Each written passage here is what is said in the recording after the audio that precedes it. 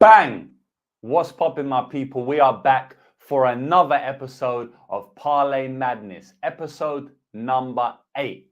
You could call it the Lou and the Jew, Parlay Madness, whatever you want to call it. Shout out to every single person in the chat. You already know we had to switch up the name a little bit. We're still going to call it Parlay Madness, but the Lou and the Jew is the new name because, as you know, I got a new co-host now. And I ain't going to hold you. I'm going to bring him in straight away. I'm Lou. I'm about to bring in the Jew. Jewish better. What's popping, brother? Yo, what's good, my guy? A little bit earlier, I guess, than normal. But Yes, we here, baby. We're going to Miami. Let's go. We're going to Miami. You got the hat, bro. I can see it. I don't know if I can see a little spliff in your hand or something. You know, we call spliff. We call it a spliff out here. I don't know what you call it on your neck of the woods, but yeah, out here we call it that Basharat pack, my guy. Of course. You smoking on that Basharat pack? Damn. That plus 600 pack. Does it taste better than that? It must taste a bit better than that Volt pack. It's delicious, my brother, and we got some more coming this weekend. Yes, sir. You already know, man. So, you know, we'll get straight into it. But first of all, I want to shout out to everyone in the chat. 185 live viewers right now. We've only just started, so I appreciate every single one of you. The PFL's on at the moment, so maybe a couple of the hardcores will be watching the PFL. But at the end of the day, man, our bets are already locked in for PFL. We're letting that do its thing. We're about to lock in some bets for the UFC, which is the biggest event this month. UFC 299. Sean O'Malley taking on Marlon Vera. I can't wait for it. I'm super pumped for this event. I think because my takes are very strong. I have very strong takes. But also because we had a shit card last week, man. So, you know, hopefully we can do it again. We have hit that money line parlay 3 shows in a row now. So there's some good underdogs on this card. There's some closely lined fights on this card. So if we hit a money line parlay, it's going to be big odds like it was on that Porier card, man. So we'll get straight into it, boys. I'll bring up my screen so you can see exactly what I'm talking about. And we'll go. So, yeah, UFC 299. This is a good card, man. 14-fight card, so we're probably going to take a long time to break this one down, but we will try go through it. Look at this card, man. This card is a serious, serious card. And then we've got UFC 300 to look forward to next card. So we'll get straight into it. And boys, if you don't know how this show goes, me and JB are going to go through the entire card, break down the entire card from you. And then after that, we are going to break down some parlays. At the end of the show, based on our analysis, based on all of the plus EV legs we take from every single fight during our breakdowns, we're going to mix them up, mash them up, put them into a parlay, and hopefully cash some parlays at the end of the show. We're going to do 7 different parlays. Some are going to be plus 2, 3, 4, 5,000. You know, the JB special is going to be plus $1 million or something. And then we're going to have some plus 500, 600, couple light ones. So we'll see how it goes, man. So I'm going to let you kick this one off, bro. Joanne Wood, she's retiring after this fight, coming in against Marina Moroz, a girl that she already fought before, got submitted in the first round. It was a very long time ago. So you see the fight going the same way or going to be different this time around? Yeah, I think just flat off the rip, I think Marina Moroz has a good advantage on the ground. I don't think Joanne Wood has the power on the feet to really put her away. So I think that Moroz will eventually be able to get the takedowns, or she'll have like really good success. And yeah, I think she could get a finish again against Wood. She got it the last time. This would be the end of Wood's career. So I think she has a huge advantage on the ground here. That's about what I got for this fight. I think she's the rightful favorite, even coming off 2 losses. Karine Silva's, you know, a tough up-and-comer, physical girl who's young. Joanne Wood is none of that stuff and is not as good on the ground whatsoever. So that's my pick, and that's my read on the fight. Yeah, I had the same read, to be honest, man. Joanne Wood has been doing a hashtag on Instagram lately in the lead up for this fight. And the hashtag is last one, best one. So basically what she's saying is that her last fight is this weekend and it's going to be her best fight. But I don't think it's going to be her best fight. I think it's probably going to be one of her worst fights. She doesn't have the grappling. She doesn't have the takedown defense to stop the takedowns of Marina Moroz. I think that Marina Moroz she's not high level enough as to where Joanne couldn't make this fight close. You know, it is possible that she makes the fight close. If Marina doesn't push the takedowns enough, Joanne's takedown defense is not the worst of all time. I just think once she gets down, she kind of gives up on herself a little bit. outside of hitting some fluky triangle. So, yeah, I actually think Moroz has a good chance to finish the fight. So I'm actually going to write down exactly what we got now. And by the way, boys, we had to step up the production a little bit. Like, I'm saying that a little bit tongue-in-cheek, but you already know we got the official Google document, Parlay Madness Episode 8, with a little watermark on the back. And boys, instead of going to the end of the stream, you can get this right now. I'm going to give you access to it. I'm going to put this in the chat right now. If you want this, you can literally, look, I've just put it in the chat right now. If you want this, you can literally just go to that link right there. Clean. And then you can just have that, you don't have to keep coming back to the show or take photos at the end. But maybe that's a fun part of the show. But anyway, for this episode, I'm just giving you access straight to it now, so it's easier for you. So yeah, we're going to write down what we think the plus EV legs are for this fight. So straight off the bat, we're saying Marina Moroz, right? We're both calling her the side. Yeah, I would say so. Even at this price, I think she's got all of the advantages and all the upside here. Yeah, I agree. And one thing I will say, because shout out to my man Couch Warrior. I did podcast with him earlier in the week. And yeah, if you guys haven't watched his show, go and watch his show on YouTube. And, we were speaking about this fight, and he was saying he might look to play Marina Moroz round 2, round 3. And I said to him, if you have a look back at Joanne Wood's record, basically every single time she's been finished, it's been in the first round. So you go back to a Grasso fight, rear naked choke first round. Santos fight, rear naked choke first round. Jennifer Maia, first round armbar. I mean, look at this. Jessica Andrade, first round guillotine. Marina Moroz, first round armbar. Her only fight she lost inside the distance in round 2, outside of round 1, was actually not even a pro fight. It was an exhibition fight. So I wouldn't be cute and try to play the round 2, round 3. I mean, this girl has got a habit of being run through in the first round. And if we know anything about MMA, we know that trends do continue. Fighters who do things, they often do them time and time again. So, I'm not saying it's definitely going to come in the first round, but it definitely could come in the first round. So, yeah, we'll write Moroz down. She's -229. Yeah. I have a take on this fight, if it's cool. Yes. I think Moroz gets a ground and pound knockout here, man. I think she's live for it. For her to win inside the distance, I believe is like -140 or +140, if I'm not mistaken. The fight just to end Moroz inside the distance is +160, but the fight to end inside the distance is +160. And I'm getting +850 on the KO. I think when you open it up on FanDuel and all these other books, you're going to get a better line than that, probably +1100, +1200. I think we're talking a good number for a girl who's washed on the ground and probably is going to lose this fight. And you know what they say, rematches don't always go the same. So instead of an armbar, a submission, I think it could be the ground and pound. She was beating the piss out of Agapova. Agapova just gave up the arm triangle. But if she had decided just to stay on top and punch, she totally could have. And I totally see that with Wood here. And it's cashed for me before. Okay. I mean, like you said, bro, it's 1,600 on this book here. So, I mean, most certainly 1,600 on Unibet. So most certainly we're going to get a better price than 850. I mean, we're using like some of the worst odds in the game because we ain't frauds. Well, it opened plus like 1,600 on Bet Online, if I'm not mistaken. And now it's +850. So I'll write Moroz TKO. I'm also going to write some form of NZTD.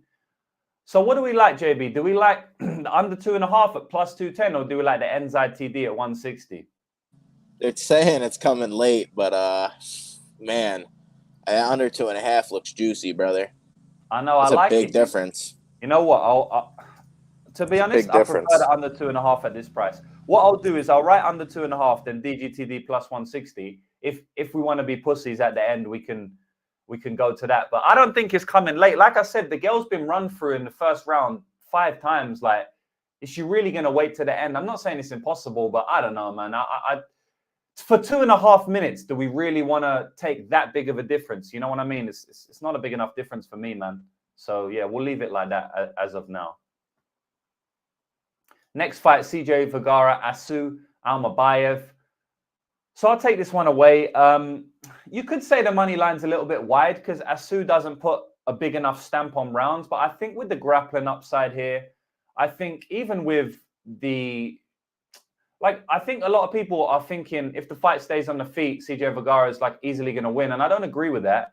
I don't think that I don't think he'll win a 15-minute kickboxing match. I do think he'll hurt CJ in this match. I actually think he's going to catch him. I think he could wobble him. I think he could even drop him. CJ has a good chin, but he's very, very hittable. And as we know, man, if you're hittable, doesn't matter if you have a good chin. You can still be wobbled. You can still be rocked. Maybe you won't get put out, but you can still be hurt. So I think that CJ might disregard Asu's striking a little bit. And Asu's still sharp. You know, he can still land those 1-2s. He can still land that step back right hand. So, yeah, man, I feel like Asu's the worthy favorite. Would I go as far as saying he's minus 500 or wherever he is? I'm not sure. I think that CJ has a good chance to come back late in the fight. I think if he hasn't finished him by round 3, I think that CJ will probably have a good round 3 and it could get sketchy for him. So CJ in round 3 is something crazy like plus 2,500. I think that's a decent shot to take. But I do like the ends inside the distance in this spot. You know, I wouldn't be laying a price. I'm not brave enough to take CJ, but I do like the ends inside the distance. So what's your take, brother? Yeah, I wanted to look for the Asu KO because the ITD is pretty juiced at this price. But, hey, is that background noise crazy or is it too much? Or are we good here? No, we Can't hear it? Perfect. So this is working just fine because there's a person rolling along right next to me. No. So that's pretty insane. These are very good headphones. Asu Almabaev, man, I think he has the grappling upside here again. I think he's going to wash CJ Vergara. Vergara's pretty slow on the feet. He's very hittable. He's beating guys who are letting him come back late. So like you said, CJ round 3, I think that's his path. But I think Asu does enough in the first 2 rounds with the grappling, even if he doesn't finish him, to win on the judges' scorecards. So I see him winning about 80 to 85% of the time here in this spot. So I'm going to go with Asu Almabaev here. Yeah, okay. Yeah, I feel you, man. So what do you like my play, Enz ITD? Yeah, because I don't know. I could see him submitting him. I don't really see the KO. Like, even if he hurts CJ is like a Mexican, tough chin, good, pretty durable. He's not going to quit. I don't see him really getting knocked out here at flyweight. So I would say Ed's ITD because the juice is all over on the sub for Almabaev. It just makes sense, I think, to play the if I'm not mistaken, I think the difference isn't much. Yeah, so we got the minus 140 for the under, and then we got the minus 170 for that Ed's ITD. What do we like on that one? I'm struggling a little bit there. I like the Ends ITD because you get the upside for the Vergara finish as well, in my opinion. That's a good point. That's a good point. What are we saying is the money line side here? I kind of feel like it kind of have to be CJ, to be honest, at that price, you know.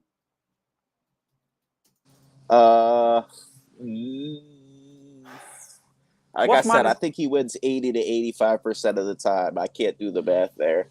Well, 85% is about 550, I think, around there. So we're talking like a few points, right? Maybe I'm crazy. Maybe I'm giving Almabaev too much credit, but I just saw him. Leave that one out. I think we leave that one out, bro. Because fair. I like that. I mean, there's no value on it. No value. We're both saying there's no value. So there's no value on it. That's okay to do sometimes. We're gonna have to do that, especially on these cards where we have like a lot of takes, right?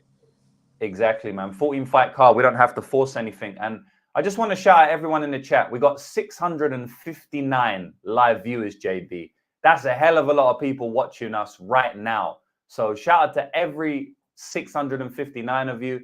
If you're here, just like my man Mushroom said, smash the like button. This show has just rocketed up to one of the most popular shows in the entire community within 8 episodes, you know. So I'm thankful to everybody watching.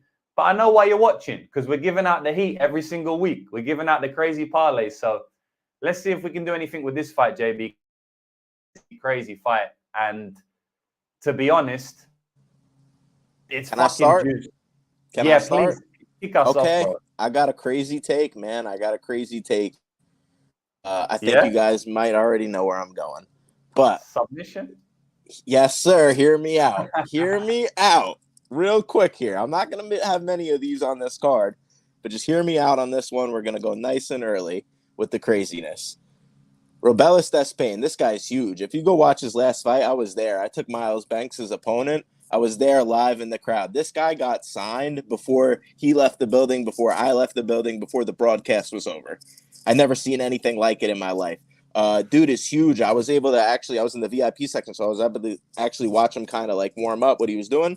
Dude was just sitting there watching like anime, I guess. Dude was so calm, so cool, so collected. Came out there and knocked another guy out. Dude is a freak brick house. Nah, definitely not Parisian. We're not taking Parisian. Oh, we're definitely not taking Parisian. Parisian's fat. He's out of shape. He almost got guillotined by Roque Martinez. He got Kimura'd by Brett Martins. Who the fuck is that? That guy's fat as fuck. Go watch that fight. Got Kimura'd by Martin Budai. And who remembers when Francis Ngannou Kimura'd, what's his name? Anthony Hamilton, right? Yeah. Well, nobody thought he was going to submit Anthony Hamilton in that fight. Everybody thought he was going to knock him out. Now we just look at statistic and probabilities here, right? We go to Robelis Despaign to win inside the distance. What's the number on that, my guy? Can I get it up real quick? Yeah, we got Despaign ITD. They're giving us minus 295, brother. Wow. So now what's the win in round one? Despaign to win in round one. They're giving us minus 225, brother. Minus 225. So I don't know the odds on that, but that just updated. It was like minus 250. It went back. I think this fight, I think he wins in round one by submission. They're giving us plus 4,000. Probably going to get plus 5,000 on some other books. I think Parisian's going to do anything to get a hold of Robelis because Robelis will fucking murder him if not. This guy is Cuban. There's a huge Cuban population too in Florida, right? You know, that's where Jorge Masvidal's from, all those guys. So he's definitely being set up for a win here. I think he's super explosive. It's very likely he knocks the piss out of this guy in round one. But I think if he gets a hold of his neck or a hold of his arm or a hold of a limb, Josh Parisian will tap as quick as possible. And that's my crazy take of the card. Bang. Bro, I'm not going to lie. Like, you know me, man. I'm going to tell you how I see it. I ain't going to come and say, oh, yeah, actually, that's a good take. We've disagreed.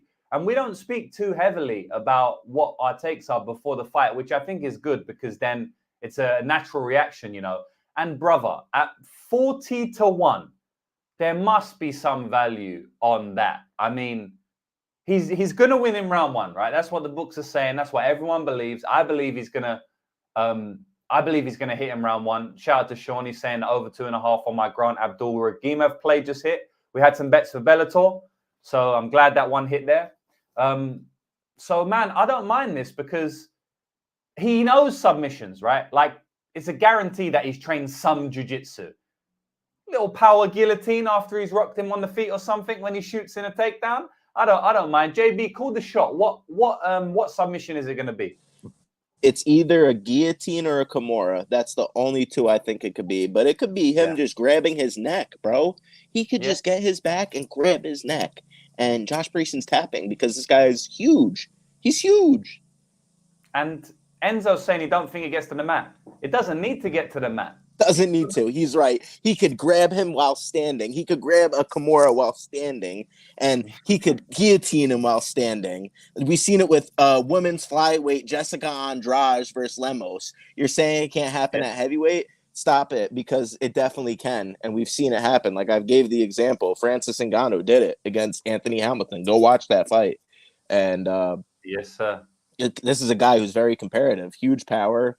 Like just brick fucking getting round one finishes. He's probably going to finish in round one. They're telling you it's a minus 225 or no, 225 for him to win in round one. It's like a minus 290 for the or whatever for the round one KO. I forget, but the numbers don't make sense. I think he could grab arm, anything. Parisian will look for a way out because Parisian's going to be the one that's looking to grapple here. It's not going to be Robelis. He's going to try and grab him, and because if not, he's getting knocked out. So that's my take. To plus 4,000 line, the implied probability is 2.4%.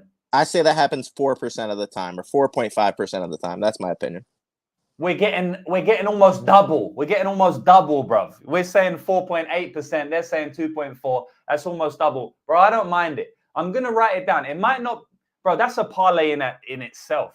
You know what I'm saying? So I don't even know. I'm going to write it down just so the people have it on the stream.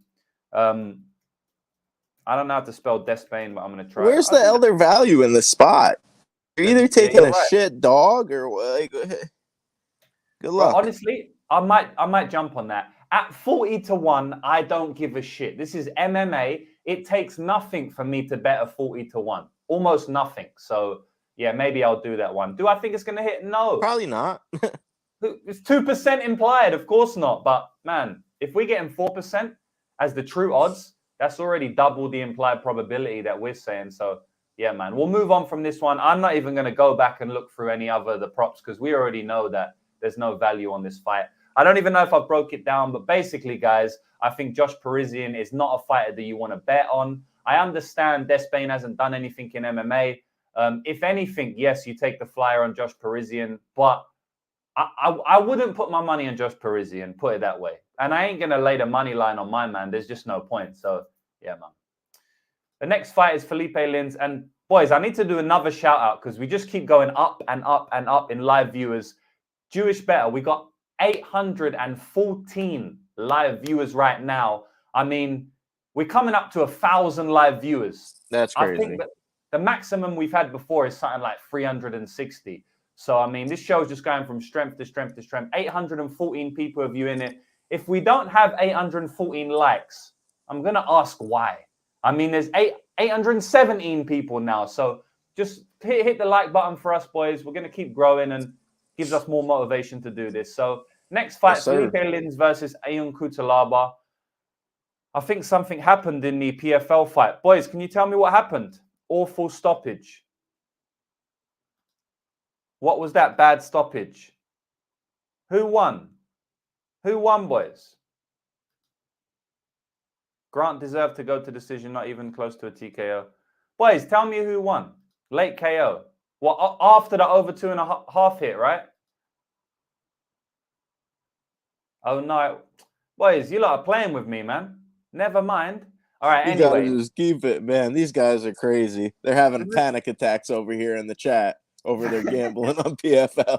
They need to chill out. You need to give them some Basharat pack so they can just calm down a little bit. Yeah, man. That's a fact. We got that Parisian pack loading up. Yes, sir. Anyway, Felipe Lins versus Ayun Cutelaba. So I'll kick this one off. I think Cutelaba has a massive, massive chance to run through him in round one. And I think that actually makes it so he deserves to be a favorite. Yes, Felipe Lins has looked good lately. I don't think that he's all that we believe him to be. It does seem like he's a little bit reinvigorated moving down to light heavyweight, right? He has looked better at light heavyweight. I will say that. I don't think he's that guy. I still think he can get cracked early. I still think his chin is there to be hit. I still think his durability isn't that great. We've seen him knocked out against Tanner Boza. Didn't look great in that fight. We've seen him give lackluster decisions up to Andrei Arlovski. Yes, he looks rejuvenated. Maybe he's been eating a lot of spinach, say what you will, but Cutelaba eats his spinach as well. And I just think that whirlwind, that tornado in round one is going to be so hard for someone like Lins to come through. So I'm picking Cutelaba for the win. I don't think I'd lay juice on his money line, but I'd probably play Cutelaba round one. My take isn't the strongest on this one, but I do think that round one is going to be tough to come through Felipe Lins. So what do you think, bro? Yeah, that's gonna be a big if because I've seen his chin crack in the past, so I don't trust it. It's hard for me to really get a gauge on either of these guys. Don't really have an edge. I like Lins round 3. Don't like the cardio of Cutelaba. Yeah. I like Cutelaba round 1, but I mean I think he has 7 minutes to win the fight. In all honesty, and after that, I can't trust him at chalk. So I'm not betting him here. I'm not betting Lins. I don't trust his chin. I think Cutelaba is the more skilled person in the first 7 minutes, especially in the first 5. I think he's got a big chance to finish him. So I'm going to pass on this fight or take the round props. All right. And leave it up to you who we take money line or what we do with this. There's a little bit of feedback from your mic. I don't know if you're touching it or something, but... Is it buzzing? All right. And it feels like it's being like touched or moved or something. I don't know. All right. It's all right. At the moment, there's no feedback. So, yeah. All right. So, there's not a lot of props out for this yet, which is kind of annoying. I want Cutelaba round 1. I'm going to write down Cutelaba as the money line side because I just believe that he finishes him round one, like coming up to half of the time. And then outside of that, he does have some outs to win via decision or early round 2 or something like that. So I'm going to say like 40% of the time is probably round 1, maybe about 40%. I just really think that Linz is going to have a hard time dealing with this tornado. I might sound crazy by saying 40% round 1, but there's a reason this guy has all round 1 finishes, man. It's because he's a motherfucker in round 1. So I'm going to write Cutelaba. He's also the way more experienced guy in the UFC. He's seen a lot. You know, he doesn't have great cardio, but we know that Devin Clark fight. We know what happened there. Great cardio he showed. We've seen some fights where, you know, he's lasted to decision. So I'm going to write him at -120 as the money line side. Under 1.5 is actually worse than Cutelaba money line. So that's just stupid because Cutelaba's money line's more likely than under 1.5. I mean, they both correlate to each other and we're getting him round 2 or round 3 equity. I won't put anything else here because there's no lines up. So we'll just leave Ion Cutelaba. That's good because I really don't even like this fight on this card personally. I don't really have a strong take on it personally. Yeah. Yeah, I feel you. All right, next fight, boys. Michel Pereira versus Michael Oleksiejczuk. So I'll kick this one off. Yeah, this is a hard fight for me to break down, JB, man. Hopefully you got some take that you can persuade me either. Now, I think this is going to be like your take for the Linz and Cutelaba fight. You don't like it. You kind of handed it off to me. I'm kind of going to hand this one off to you, man. And obviously don't force anything, but I think that Pereira is going to be able to dance on the outside like he does. I think Pereira is going to be able to hit massive, massive shots, land massive, massive knees, land massive punches because Oleksiejczuk is just there to be hit. But on the same time, I think if Michel Pereira, if he doesn't get him out of there in round 1, I think Oleksiejczuk will start getting his timing. I think he'll start bobbing and weaving. I think he'll start going to the body. And I do like Oleksiejczuk to, you know, break Pereira at some point the later the fight goes. But overall, I think the way I see the fight playing out more often than not is that Pereira is just able to stay away from Oleksiejczuk. Yes, he might get cracked a couple of times, but I do think that he's a very big guy for the division. Oleksiejczuk's obviously not a tiny guy now, moving down from light heavyweight, but he's also not a massive. He's not a massive middleweight. It's funny because Pereira is actually bigger than Oleksiejczuk, but he used to fight at welterweight, and Oleksiejczuk used to fight at light heavyweight, which is kind of crazy, right? We've got a welterweight versus a light heavyweight, and it seems like the welterweight is bigger. But yeah, I'm going to say Pereira gets the win here, but I don't have much more to say. I will say though, my man Josh is saying, I'm so pissed Basharat lost. He fucked up the parlay. He has to be the biggest upset of the year. Bro, you needed to come to the stream. We was giving out that Basharat pack. JB himself, particularly, was giving out that Basharat pack for free last week on our show. But it's cool, man. You're here now, so we're gonna give you out some packs to ease you of your hurt from that Basharat loss. And will be smoked this weekend. I'm gonna pass it on to you, bro. Like, what do you think about this fight? It's a tough one. Yeah, it's not like a strong take, but I agree with you on the Pereira side. I think he's going to be able to dance on the outside. I actually think he could have some grappling upside here, but I don't think he's going to really like be able to finish Oleksiejczuk. He's got one sub win on his record. It was against Zalimi Madaev, where he got that no hooks rear naked choke in the third round, where he kept slapping him. That was a great performance from him. He's actually had a pretty good UFC career so far, in all honesty, and I feel like they're giving him matchups here at 185 that are winnable fights against, but against pretty tough guys. Oleksiejczuk's not going to be a pushover. Like you said, he could gauge the timing, have the boxing on the feet. A lot of the things, though, that I saw, he's improved in the grappling. Like at 205, I think he was just virtually outsized by a lot of these guys, and they were able to get these positions and submit him. I don't know if Pereira's going to have that same success. So I see some people taking like the Pereira submission. I don't know if I'm really on that look. I don't know. He wasn't able to submit Chaos Williams. He wasn't able to submit some of these other guys. He got outed by Tristan Connolly.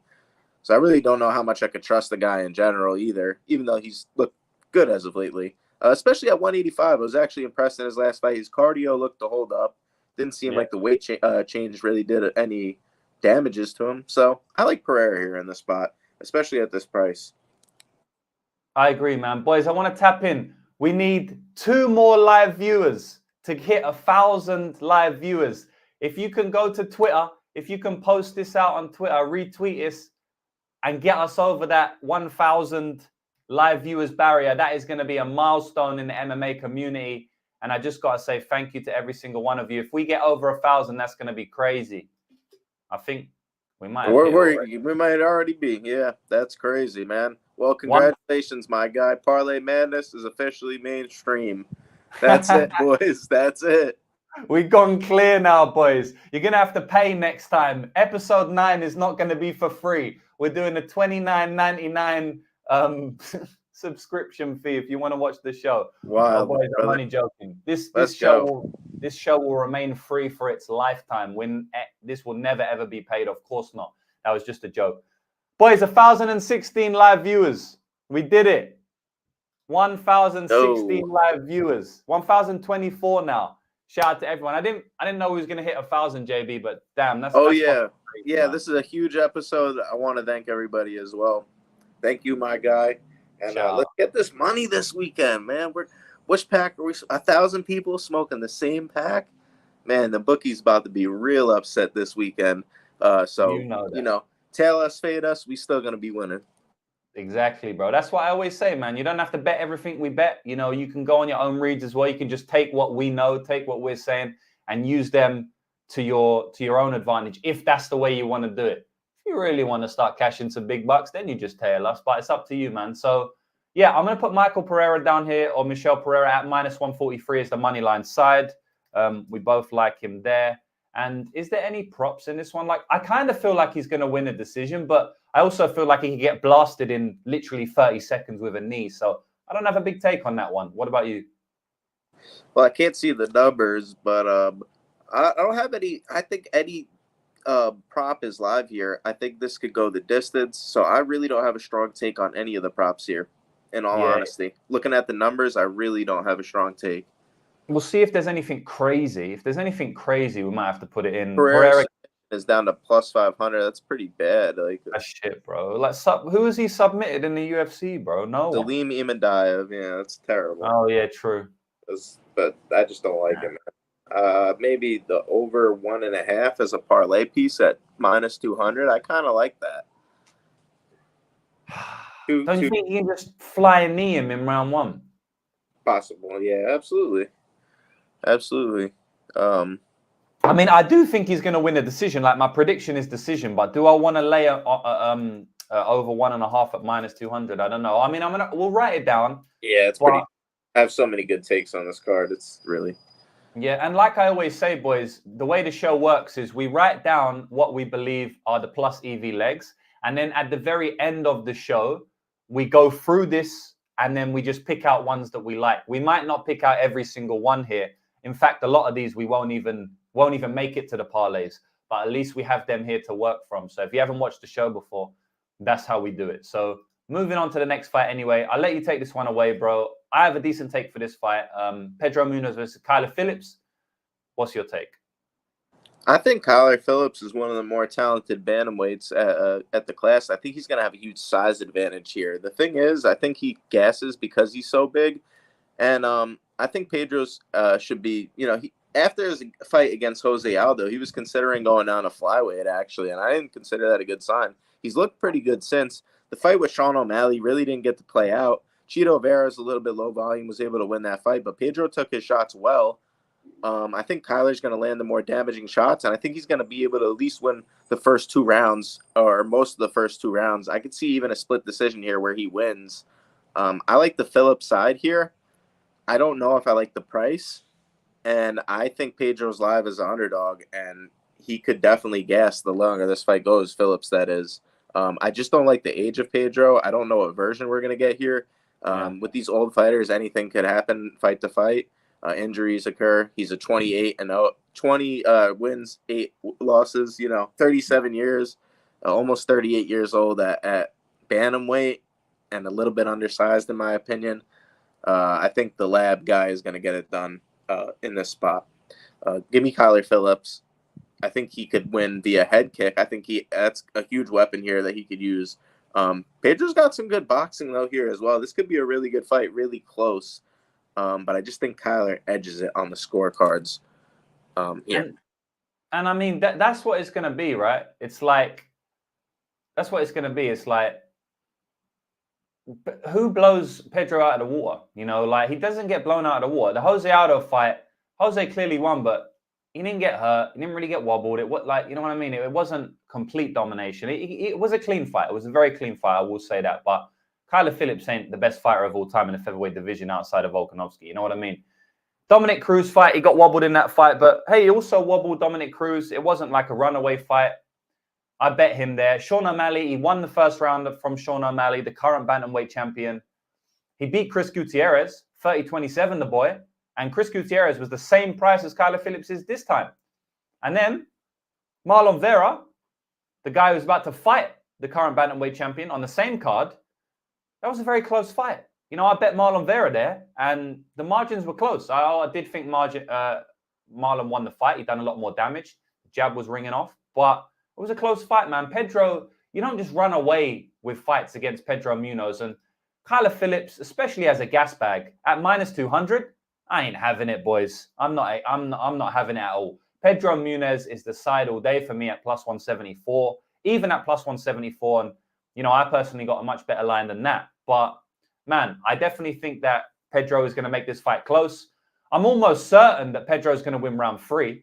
I mean, when has Kyler Phillips won a round 3 in his life, JB? Like, I don't even think that exists.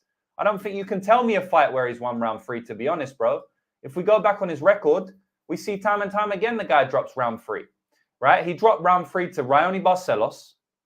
And Barcelos, you know, old motherfucker at the point. He dropped round 3. All right, he won the round 3 against this non-UFC level guy. Okay. He lost round 3 against Paiva, which led to him losing the fight. I don't think Paiva's a great fighter, to be honest. He lost round 3 against Yadong Song, right? It was a very close fight. I mean, he lost round 3 to Victor Henry. You know, going back to the Brad Katona days, bro. He lost to Brad Katona. I mean, I don't trust this guy at -200 against a UFC veteran in Pedro Munoz. So I like Pedro Munoz. I like Pedro Munoz via decision. I think that Kyler's tough enough to last in round 3, but I don't think he'll win round 3. So, yeah, man, I'm going to write Pedro Munoz down here. I mean, you said that you think it might be a close fight. So I don't know. You're not advocating for a play on -200, are you? I think it's going to be a split decision, bro. But I think they're going to give it to Kyler Phillips. That's my gut read here. I think he wins enough of the first round, enough of the second round that they're going to say he won on damage. I think it's going to be a split decision either way. Take either of these guys to fight by split decision. That's my read. Bro, I can kind of like almost agree with that. Like, I think Kyler should be a slight favorite.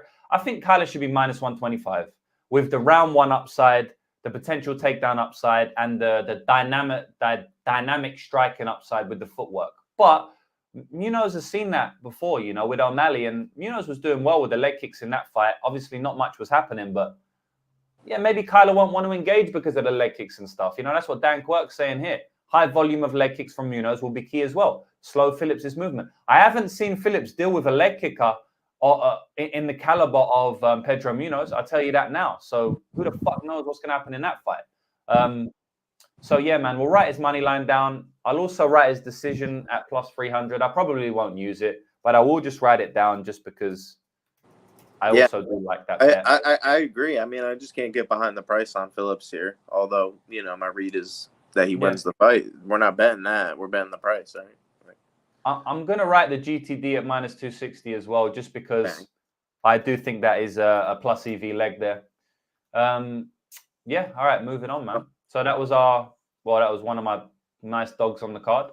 Speaking about dogs on the card, I'm going to let you take this one away, brother. We got Mateus Gamrot versus Rafael dos Anjos. What do you think about this one, bro? Yeah, I think this price is crazy. It says +280 there, but I see it at +355 on some other books. So you're telling me he has about like a 20% chance that he needs to win this fight for me to break profitable. When we're talking about guys who fight at such thin margins like Mateus Gamrot, this guy's never really stuck out in a fight versus the fight versus Carlos Diego Ferreira. Yeah, he finished him, but that fight was close until it wasn't. I think Ferreira's a gas bag. I think he's a jiu-jitsu heavy guy. I think Dos Anjos actually has good get-ups. We didn't see it in his last fight, and I think that's why people are down on him. But that was at 170 against Vicente Luque, who I think has actual top control. Gamrot makes boneheaded mistakes in the top control. He'll drop back for heel hooks. He does things where he doesn't really have the best back control. I think RDA is going to be able to stand back up, heel, get back to stand-up range, just like the Beneil Dariush fight, where Beneil was 37 years old in that spot. I think RDA is on the juice. I think he's training all the grappling for this fight. I don't think he was training his grappling that heavy for the last fight. I think he knows what Mateus is coming here to do. Mateus could telegraph the takedowns a little bit. I think he takes down RDA a bunch in this fight, but I think RDA gets back up, and I think this is going to be another close one for Gamrot. And when we're talking about close fights, we just saw this last week with Javid Basharat. Everybody was telling me that Zahabi wasn't the side at plus 600. But we saw how close that fight was, and Zahabi actually took over, damaged him. I think that could be the spot here. I think the liver kicks are going to be there. I think he deals with southpaws wrong. I think he has a bad telegraph on his shots where he only shoots with his right leg forward. He does switch stance as well, though. I will say that. But I think this is a closer fight than the line suggests. I know RDA is kind of old, but I think this weight cut goes well for him. I'm going to look at him on the scales. I'm dropping a hammer on RDA here at plus 350, $2,000 to win $7,000. My brother, that is what we call value, the ultimate faith. I think RDA wins in this spot, man, more often than the line suggests. I think he should be about plus 200 here, and anywhere from plus 175 to plus 200, and they're giving me plus 355. I honestly think he wins this fight even more than that. Gamrot fight's way too close, and we're talking about judges in this sport. Where just I think there's going to be spots in this fight where the referee is telling Gamrot to engage because of the crowd. I think the crowd is going to be all for RDA, even though Gamrot's the hometown guy. I think the pressure is going to be on Gamrot being the hometown guy for the first time. He fought with Arman, right? Yeah. If that was a 3-round fight, I'd give it to Arman all day. I don't care what anybody says. Yeah. Arman gassed. That was his first 5-round fight ever. He didn't have that experience. I think RDA at 155 is a lot better than RDA at 170, not being outsized. Jeremy Stevens, not a good win. Scott Holtzman, not a good win. Jalen Turner can't grapple for piss. Had no response to Gamrot on top, who doesn't have. He lets people up. Go watch his fights. Go back and watch this guy's fights. He will literally let people up. He just is not feel safe on top. I think RDA has all the black belt jiu-jitsu, the half guard sweeps, anything to get back to the feet when he's not outsized. He was throwing strike for strike with Rafael Fiziev, and what happens if he gets on top here? I think if he even engages and tries to get on top of Gamrot, he could have success. And as old as he is, I don't think anybody's going to want to bet on him. I think, people are low on this guy, but I think he's taking it serious. I think he's back at 155 for a reason. He's calling out guys like Paddy Pimblett, and I'm sure I'm going to get a lot of disagreement on this one. Beneil Dariush is good. He trains with Rafael dos Anjos, if I'm not mistaken. And we also saw the Guram Cutelaba fight, where he was another big favorite again. This guy's time and time again as the big favorite role, fucking done some sketchy shit. So it says minus 315 there, right? Go to the Jalen Turner fight, and I believe he was a, minus 225. That was a little sketchy. Beneil Dariush, what was he there? Minus 240. I mean, I'm not trusting this guy at the favorite role whatsoever. And, he's good as an underdog, not great as a favorite, in my opinion, where we've seen RDA cash plus 400s as an underdog versus Anthony Pettis, plus 400s throughout his career as well. Profitable as an underdog. I'm going to be taking RDA in this spot, the old guy. But we saw last week a 36-year-old beat a 26-year-old, so I'm not buying it here, especially at lightweight. Bang. And how jacked I see RDA looking right now. So that's all I got to say on this one, man. I'm going to let you take it over. I'm sure you're going to have some counterpoints, but that's it. Man, to be honest, I'll be right back, my man. I'll be right back. I got to just grab a charger. Sure. He said he's grabbing a charger, but you already know he's about to go roll up that Gamrot pack. But he's doing it too early, man. He just needs to wait for the fight to play out, because I think this one's going to be a tough fight for RDA to win, man. So my breakdown on this fight is that I think the line's wide, to be honest. Like, I can't get behind minus 445 Gamrot. And the reason is because of what JB said. The margins that he fights are just so thin. So let's go through his, let's not just speak about what we think, right? Let's actually speak about facts. So if we go through his first fight against Guram Cutelaba, he lost the fight, okay? It was very, very slim margins, very close fight, but he did lose, okay? Scott Holtzman, He won the fight. Fair enough, right? But Scott Holtzman at that point in his career, I mean, the guy literally retired like 2 fights after or something like that, right? He got beat by Clay Guida and that.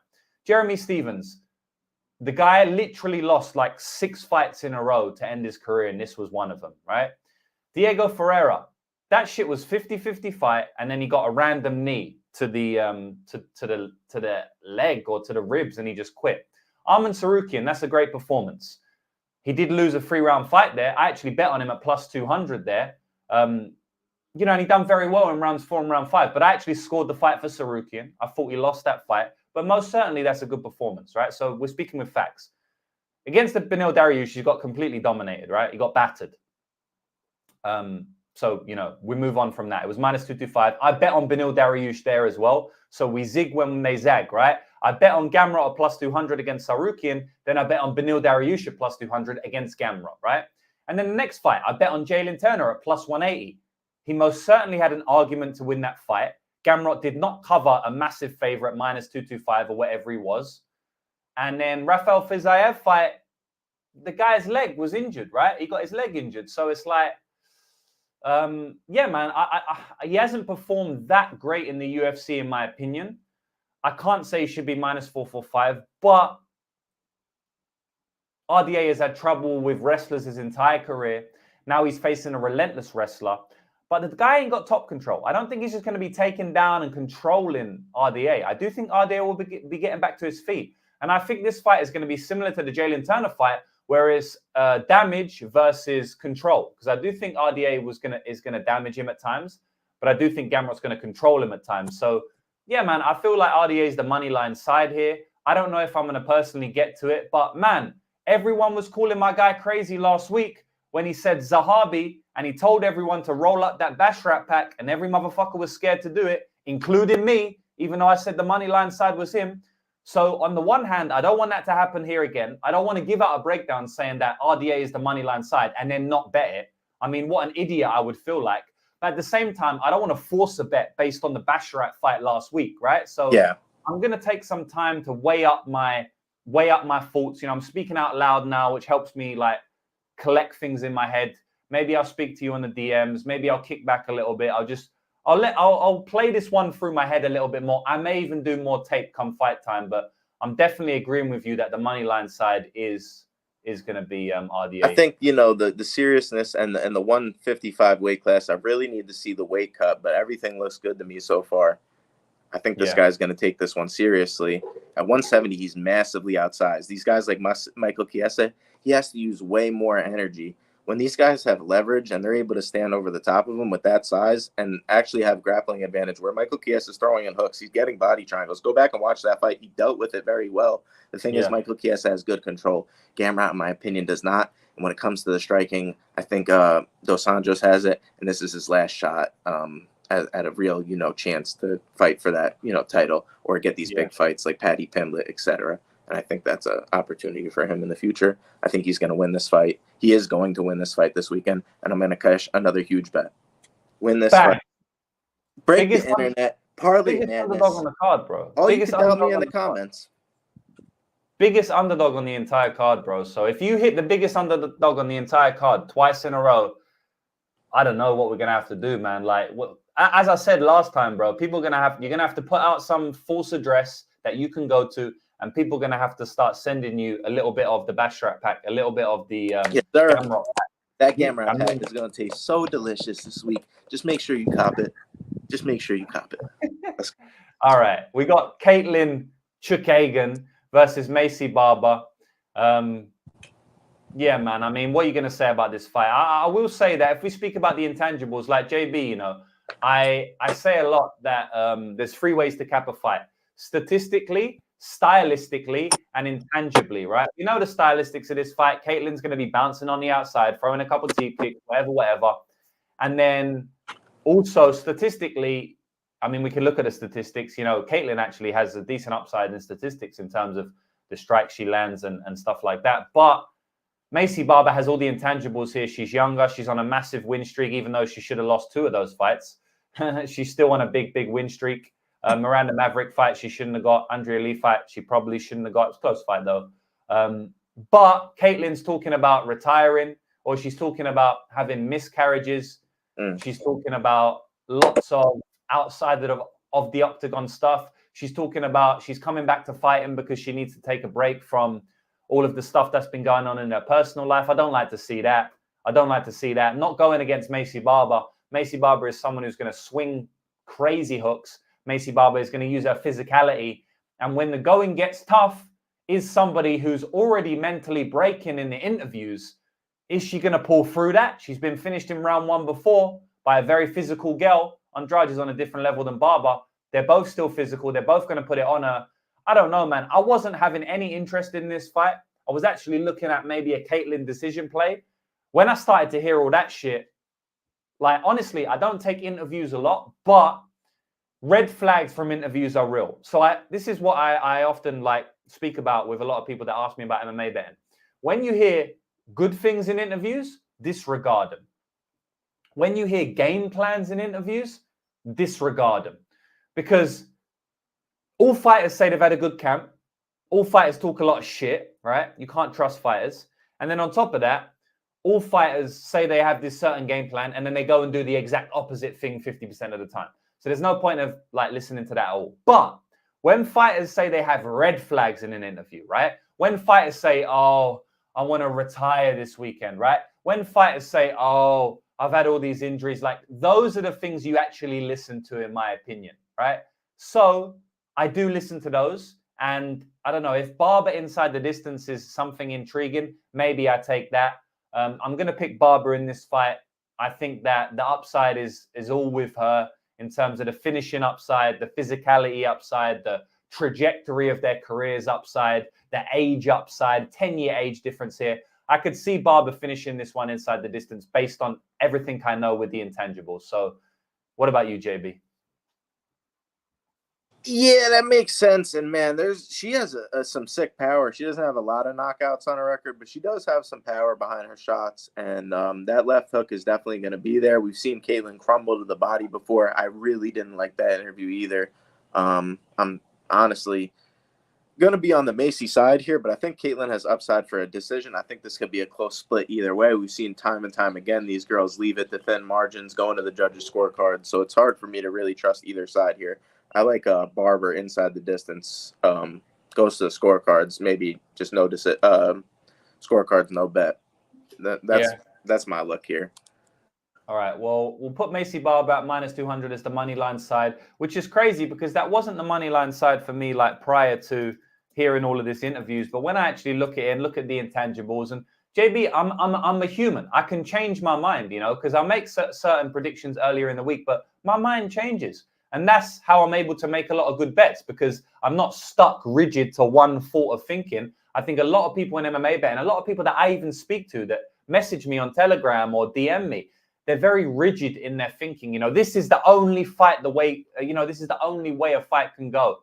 And they never change their mind from Monday to Saturday. But if you allow yourself to if you know that you ain't this type of guy where you just get influenced by every little thing, which I know I ain't that, then you can actually change some of your predictions and stuff. So yeah, man, I'm going for Barber -200.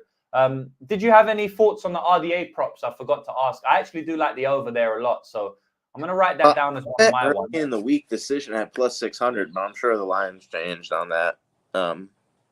Yeah, I like the over. I think this fight goes the distance. I think if anybody does get a finish, I actually think it's RDA. But people call me crazy. I don't think Gamrot's a great finisher. You got a Kimura versus who? Scott or Jeremy Stevens? Yeah, I'm not buying it. Yeah, no, thank you. Decision 500. We'll just leave it as the money line, surely. Yeah, I'm good with that. All right. Barber, what we got here?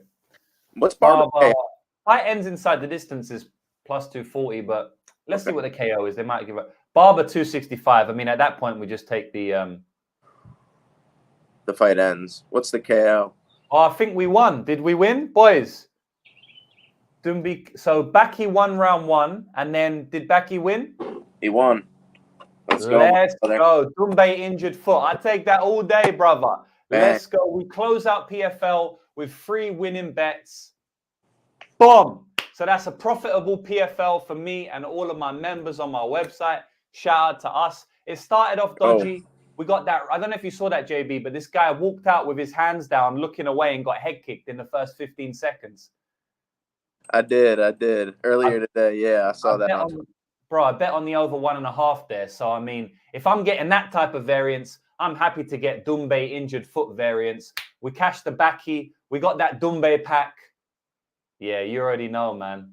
That's a nice way to end off the fight night. I think we're gonna come home with about 2 units of profit, boys. Maybe like 2.2 units of profit. That's very nice to head into the UFC. As on I said, Friday? Oh no, on a Thursday.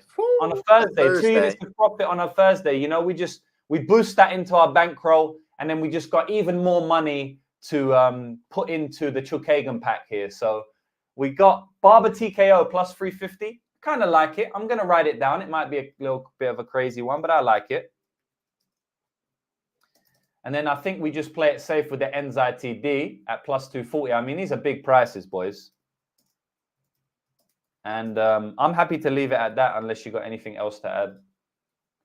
That's it for me. I don't see this fight ending any other way besides a decision. Yeah. Okay. Yep. And we ain't playing minus 300. No, today. fuck no. All right. So next fight, man. Curtis Blaydes versus Jailton Almeida. Let's go. This is the main event of the evening, and I'm against every other motherfucker on this one for the most part. I like Jailton Almeida in this spot, Jewish better. I think Curtis Blaydes has never fought anybody of the caliber of Jailton Almeida with the jiu-jitsu.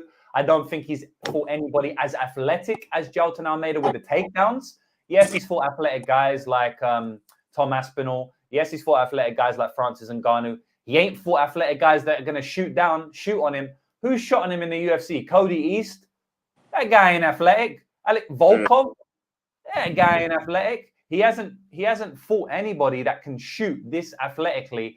And Jailton's going to get to the single leg here. Let me tell you that now. And then he's going to go to the double leg. And I don't know if you saw, but Jailton's lifting up DC like it's nothing. Sheesh. A 300-pound DC on Embedded. So or wherever it was, I saw that shit on Twitter. I don't know if it come from Embedded. So I don't see why he ain't going to be able to pick up Curtis Blaydes. He's been taken down multiple times in his career. Curtis Blaydes is actually less heavy. He weighs less than Derek Lewis, who got thrown outside of the octagon almost. I have no reason to believe that Jailton is not going to get takedowns in this fight. Why is he not going to get takedowns in this fight? Like, who's going to sit in front of me now and say that Blaydes is not going to get taken down? Like, why? Why won't he get taken down? I don't understand this take where Blaydes is going to be able to defend the wrestling. Like, from what? Okay, it might happen in the fight. I don't know what the fuck's going to happen. I'm guessing. But what has told you that Blaydes is going to be able to defend Jailton Almeida's takedowns? Nothing. You can't tell me. I'd like to know what has told you that Blaydes has this awesome takedown defense. Blaydes has good takedowns. It's a completely different sport in MMA, takedown defense. It's completely different sport, boys. This ain't wrestling, first of all. And even in wrestling, Jailton's going to take this motherfucker down. Let me tell you that now. Because Jailton's just going to get the body lock and slam him. Jailton don't even need the cage. So, yeah, man, I think Jailton's going to win the fight. I think that he's going to get a takedown. And on top of that, I think that when he gets taken down, I think Curtis Blaydes is going to have nothing on the mat for him. Now, I'm not saying it's impossible for him to get back up to his feet, but he's just going to get taken down again.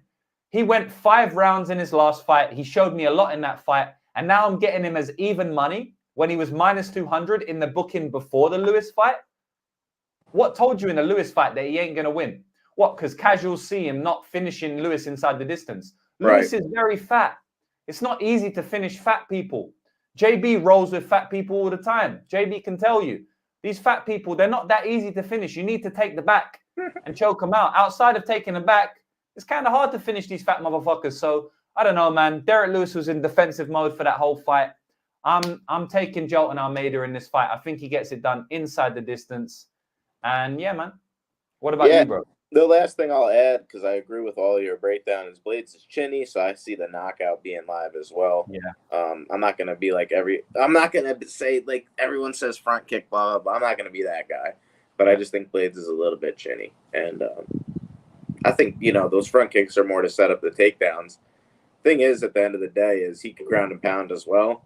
I can see that as an out. And this guy's cool to sit on top and just throw punches. We've seen that in the last fight as well. Yeah. Yeah, man, big dudes are hard to sub. You get an arm triangle. This guy's big old shoulders in the way, trying to get to the back. Wrap a body triangle around a big fat belly is kind of hard. So Yeah. Jonathan Almeida, this guy, he's long, lanky. He's got the bottom game as well. Like, if he gets taken down, I'm not worried. Whereas if you take down Curtis Blaydes, I've seen him in scrambles late in the Volkov fight. I had a bet there for Blaydes' decision at plus 800. That was a big cash of mine. I remember early back in the day. And, it was greasy at points in that fight in the grappling with just a guy like Volkov, who's a kickboxer, in my opinion. Even though he's a brown belt, Jonathan Almeida is probably he is by far the best grappler that Curtis Blaydes has faced yet. And this is going to be a tough matchup for him. I think they're putting Maldonado, that's how you say that, Maladino. I think Maladino, yeah, bro. I think if he gets an early finish here, they're going to put him on that UFC 301 card in Brazil. That's my take. And I'm sticking with it. Bang. I feel you, bro. I agree with you, bro. And yeah, man. Let's go. So we're doing Jolton as the money line side at minus 113. Jolton minus 113. I've bet on this guy since he came into the UFC, man. Never tried to fade him. Always bet on him. TKO plus 300 props. Submission under 1.5 props. I mean, Jolton's the man, bro. I think he's a very, very, very dangerous fighter. One thing I will say is that I don't understand that this guy is fighting at heavyweight when he was weighing in at 202 for light heavyweight. It's just strange, man. But I mean, it is what it is. Shout out to my man saying PFL parlay just cash because I subbed to the standard. So happy. Let's go, brother. What are you guys waiting for? You'll better join. Yeah, brothers. If you're in here right now and you haven't signed up to my service, you're missing out on a lot of money. You can watch my show for free every week. That's up to you. If you want the real money, the picks and predictions way before the line movement, way before I give it out on the streams, and a lot of stuff I don't give out on the streams, like our plus 8,000 parlay 2 weeks ago, straight for the elite zone, then go to the website, lucrativemmabetting.com, and cash with me. Let's go. And if I earn you some money this weekend, you better use that money to cash to sign up to the website. That's what a lot of people do, and that's what the smart people will do. And I think I'm going to earn you some money this weekend with Jolton Jr., man, because I think he gets it done inside the distance. So we'll look at some props, man. I know you like the KO. I kind of like the KO as well. Plus 290, that's took a massive hit, JB. That was like plus 500 at one point. I think he could sub him, though. See, that's the thing is I don't really have a big take on that. I think it's an inside the distance play for me personally. And when we're talking about what's the number, shit, bro. It's kind of shit. So for me, I'll take the money line. Yeah, I would stick with the money line. I think it's going to be in a lot of our plays. I think we're going to use it as a staple. But I think we just play it smart here, not get fancy with the props. You know what? What's Jolton round 1-2? Because I don't think I don't think he finishes him in round 3, bro. Like, I think if it's gone to round 3, then he's winning the decision or something. I don't think he finishes in round 3. So I'm gonna have a look right now. Unfortunately, boys, we haven't really did any of the round props yet either, have we? No, we'll go back and look at them at the end to see if I don't think we like too many round props. I mean, I'm cool with that, man. I like it. I like Jolton round 1, round 2. Love it, man. All right, let's see the price. What's the price? That's the question, because that's what we're betting here. I want to put Jolton in more than one parlay. So if, you know what I mean? I don't want to just leave him as a money line only. So I'm getting the round 1, round 2 up right now. And boys, like I always say, if you don't have the round 1 or round 2 props, you do 2 separate parlays. You do one with Jolton in round 1 and one with Jolton in round 2. Everybody should be able to get it, though. I mean, DraftKings should be available, and if you don't have that, then I guess Bovada has it. So yep. Yeah, I know, but people always message me because, bro, I tell people to have like 5 books, and people always just okay, and then they just stick to one book, and then they message me all the time, DM me all the time, JB. I don't have this prop. Like, what can I do? Boys, like, you have to understand. I try to answer everyone, but you have to understand, man. I got over 25,000 followers, so like it's on FanDuel too. So guys, actually, this should be easy. It's on FanDuel, and it's called alternate round betting. Look for alternate round betting on your book. Then people are just gonna DM me saying, "I don't have FanDuel. Where else can I go?" Boys, I'm gonna try and do my best here, but like, I've got 25,000 collective followers. I can't answer every DM. You know, it's crazy. Some people will DM me. As one guy DM me, and then like 2 days later, thanks for not answering. Bruv, are you fucking stupid, bruv? I've got 25,000 collective followers over social media. Yikes. And you're asking me some stupid question. Like, mate, come on, man. Show some fucking brains. Don't DM me with stupid shit. Do your own research. I had to do my own research. I'm giving you hours of streams every week, and you feel entitled to DM me. Like, come on, bro. Like, I think everyone in the chat can vouch for me that I answer fucking almost every DM, but it's impossible, boys. It's physically impossible for me to go through hundreds of DMs and answer them all. Like, it would literally take me hours a day, and I ain't getting paid for that shit, so I ain't gonna spend hours on it. But that was my little rant for today, because people are just fucking idiots when they DM me like that. You can DM me, right? You can DM me. It's fine. But just understand the position I'm in with hundreds of other people DMing me, and show some respect for that. And don't call me out in the DM like that one guy did, because that was an arsehole. You know what Michael Bisping said that? What an arsehole, guys. What an asshole. That's kind of how I felt with that one, man. But anyway, bro, we'll move on. So Jalton round 1-2 is +225. I like that, bro. I'm gonna leave that one there. Yeah, that's a good price. I actually really like that one.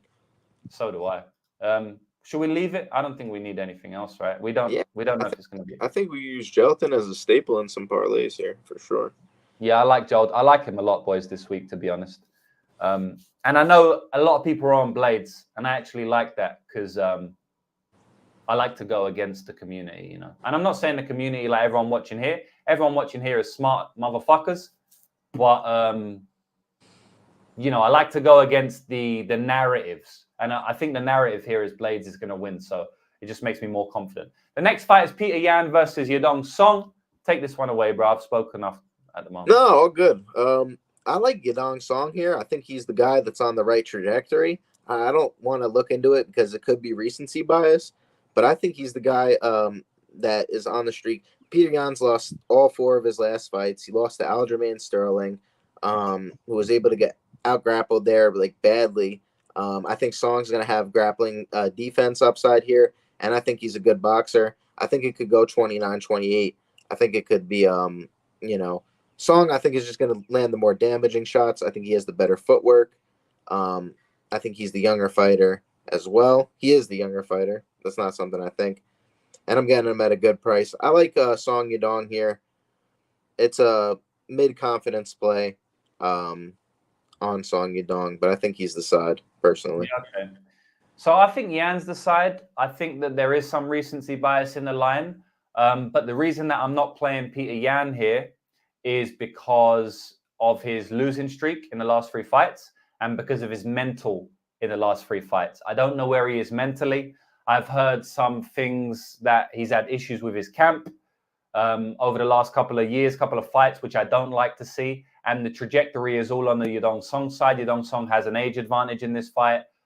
He can hit very hard. I could see this fight being a split decision, as to where I wouldn't want to lay juice if I think the fight could go to split decision.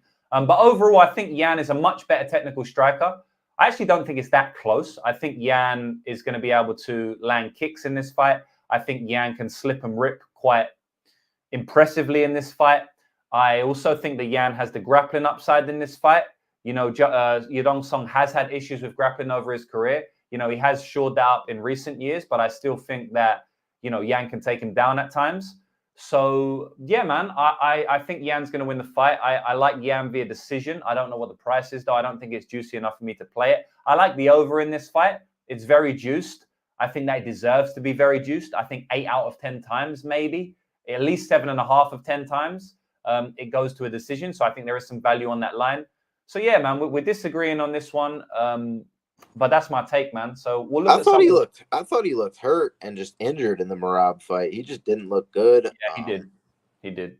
And I don't know what version I'm getting of him here. I got to take Song Yadong. You know, yeah. maybe we just leave this one out. We agree to disagree. Yeah, I think so. I think this fight goes the distance, bro. Like, I don't know about you, but minus 220, that's pretty good. Yeah, that's good, bro. Why is that going the other way, though? I mean, I don't think. No, neither of these finishes guys here? have got finished in the entire in their entire career. I don't think these guys have got finished ever in their career ever. And they're giving me Yeah. what? They're giving me a GTD at like Minus 70, less than 220. 70%. Yeah, that's pretty weird that the line went the other way. Did it? I like it though. Yeah, look, see, it was minus 250, and then somebody bet the other way that the fight doesn't go the distance. Bro, Which to like me is, I guess, is fine, but they've had what 40 fights between them, never been finished. He got finished there illegally. that's a finish. Real ones Yeah, remember that one. He got finished with a spinning back fist in the amateurs. I never knew that. Did you know that? I didn't know that. No, I I must did have not. never scrolled down this far on Tapology. I did not know that. And he's always live for a DQ as well, so that's always in mind. Oh yeah, I guess he did get finished, yeah, but like that was a doctor stoppage. You get what I'm saying. Dude's tough as nails, man. Yeah, that doctor stoppage, I ain't counting that. Oh, he did get finished here. I do remember kicks. that, actually. He got kicked in the nuts. He got finished via groin kicks. Okay, so he's been finished twice. Once when he was what, like 19 years of age or something. I mean, that's what they say, right? I guess. And then outside of that, he got finished with a cut. So basically, these guys have never been finished in their UFC career. And you're giving me minus 220. I don't know, man. I think it's going to be a good fight, but I think it's just a good fight that goes to decision. Maybe we go under two. Over 2.5 instead. Why? Do you think something's going to come late? I feel like if it's got to 2.5, it's just going to. Yeah, it's just going to go. Okay, that's fair enough. Because like no fighter has a cardio advantage in this fight, and I doubt it's going to be like a one-sided fight where someone's so beat down. I mean, minus 220 is a great line, bro. That's my opinion. Yeah, man. I'm happy. I like minus 220 a lot, to be honest. I'll leave that there. All right. This is going to be another long stream, but it's cool, man. It's UFC 299. Right. It's also 14,000 viewers. I think it's deserved, brother. I think we got to go a little bit longer on this one. So yeah, I agree, man. All right. Appreciate all y'all sticking through. What we got here? Gilbert Burns and Jack Della Maddalena. This is a big one, bro. Do you want to kick this one off, or do you want me to go, brother? Yeah, I mean, I'll kick it off. JB, first I want to say, like, there's 1,700 live viewers. Woo! I don't want to keep bringing it out. I mean, am I glitching out or something here? Because I've opened the stream up on YouTube, and YouTube's saying we got 475, but my live stream is saying we got 1,700. So, can someone tell me on YouTube how much is it saying for you? Because I've got 1,700 live viewers right now. Which that could be between Twitter, you know what I'm saying? And okay, is it between Twitter as well? I think is that so. How they work it? I think so. Okay, so YouTube is saying 475, but I mean, who the fuck knows, really, right? Right. Anyway, Gilbert Burns versus Jack Della Maddalena. So this is a banger of a fight, bro. This is an absolute banger of a fight, and I think there's only going to be one winner. I think Jack Della Maddalena is going to put Gilbert Burns' lights out here. I think Gilbert Burns is too old. I don't think Gilbert Burns can take the punishment. I think that Jack Della is going to be able to walk forward into range. I think he can land heavy, heavy body hooks. And I think Gilbert Burns is going to bring his hands down. And I think when Gilbert Burns brings his hands down, Jack Della is going to land heavy hooks up top and finish him off. That's what I think is going to happen. I think it can come early. I think it can come by the end of the first round. I think that the punishment that Basel Hafiz took, I don't think Gilbert Burns can take that punishment. Gilbert Burns is a tough guy, but he's been wobbled many times. He's been dropped many times. And I don't think that he's going to be able to take the boxing of Jack Della Maddalena here. I really don't. I like the NZTD. I think that if Gilbert Burns, he definitely wins inside the distance with an arm triangle. I think that if he doesn't do that, he probably gets finished in round 1 or 2. So, yeah, man, my prediction is Jack Della Maddalena via ferocious boxing. What do you think, bro? Yeah, I'm going to go with JDM. I went with RDA. Now I'm going to go with JDM here. Maybe a little theme going on here in a second, but I got JDM here. I think he does the job. We saw the club and sub against Randy Brown. I don't think he's going to get that here against Gilbert Burns, but wouldn't that just be the ultimate FU all the people who say he couldn't grapple. Basil Hafez is huge. He's a physical human being, and his cardio was there. He fought to tooth and nail to win that fight. I don't think Gilbert Burns has the same durability. He wasn't able to finish Masvidal, who does have good takedown defense and good get-ups, but I like the scrambles out of Jack Della Maddalena. Everybody's worried, that he was going to get submitted by Angelusa, but he got out of that. I think he's going to be able to avoid the grappling of Gilbert Burns. I think he's going to be able to use the fence, get off the fence, get back to the middle, land his shots, and hurt Gilbert Burns really bad here, brother. I'm going with the Aussie guy we saw last week. Tyson Pedro headed out. We got Ty Tuivasa next week. Maybe Ty comes back. But a lot of these older guys kind of headed out the game. Australia, the Aussie scenes need some new guys here. I think JDM is that guy. And his line's, going up. I think it's well-deserved. I got him at minus 144 here. I like the minus 175 still as well. And I think he does it inside the distance. Yes, sir. He's going to hurt him bad, I think, and to the body as well. And once he hurts him to the body, like you said, hands are going to drop low. I think he's going to be able to connect to the chin. And I was able to see a guy who's not as good of a boxer in Kamaru Usman. Maybe he has better grappling. Maybe he has some power. But Kamaru Usman put this guy out, jab to ground and pound, power jab. I think this is a easy JDM inside the distance. Yes, sir. I can't say anything better than that, bro. I've written down JDM ITDs, plus 140 is better than plus 160. We saw what happened in a Randy Brown fight. You just never know in MMA. Fluffy Hernandez submitted Rodolfo Vieira, say no more. I'm not betting the sub, but there's no way I'm betting the KO. Yeah. I like Delo round 1 or round 2 as well. I don't really think it comes in round 3, to be honest. I don't think Gilbert's going to be able to survive to round 3. So I'm going to check the round 1 or 2 props, round 1 and round 2 props right now. And I'll get back to you. JDM's a finisher, man. People forget how this guy came into the UFC. I know it wasn't versus the highest level of competition, but P. Rodriguez is a durable cat, and he took a hell of a lot of damage and a hell of a lot of punishment in that fight. I don't think Gilbert could take that at this stage in his career. JDM and like you said, talking about interviews, man, this guy's talking about coming off a bunch of injuries. He respects Jack, and I think he's going to look to grapple here, but don't think he's going to have success here. I really like JDM in the spot here. Yeah, I mean, at the end of the day, like, JDM got taken down by Basil Hafiz, but it's because he was jumping guillotine. He stuffed like 15 takedowns. And I don't really rate 3 times in what, 3 weeks? That's enough said, bro. Like, did he?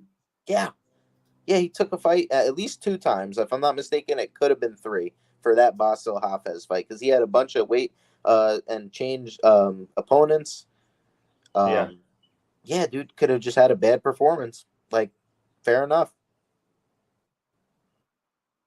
What's JDM round 1? JDM round 1 plus 350.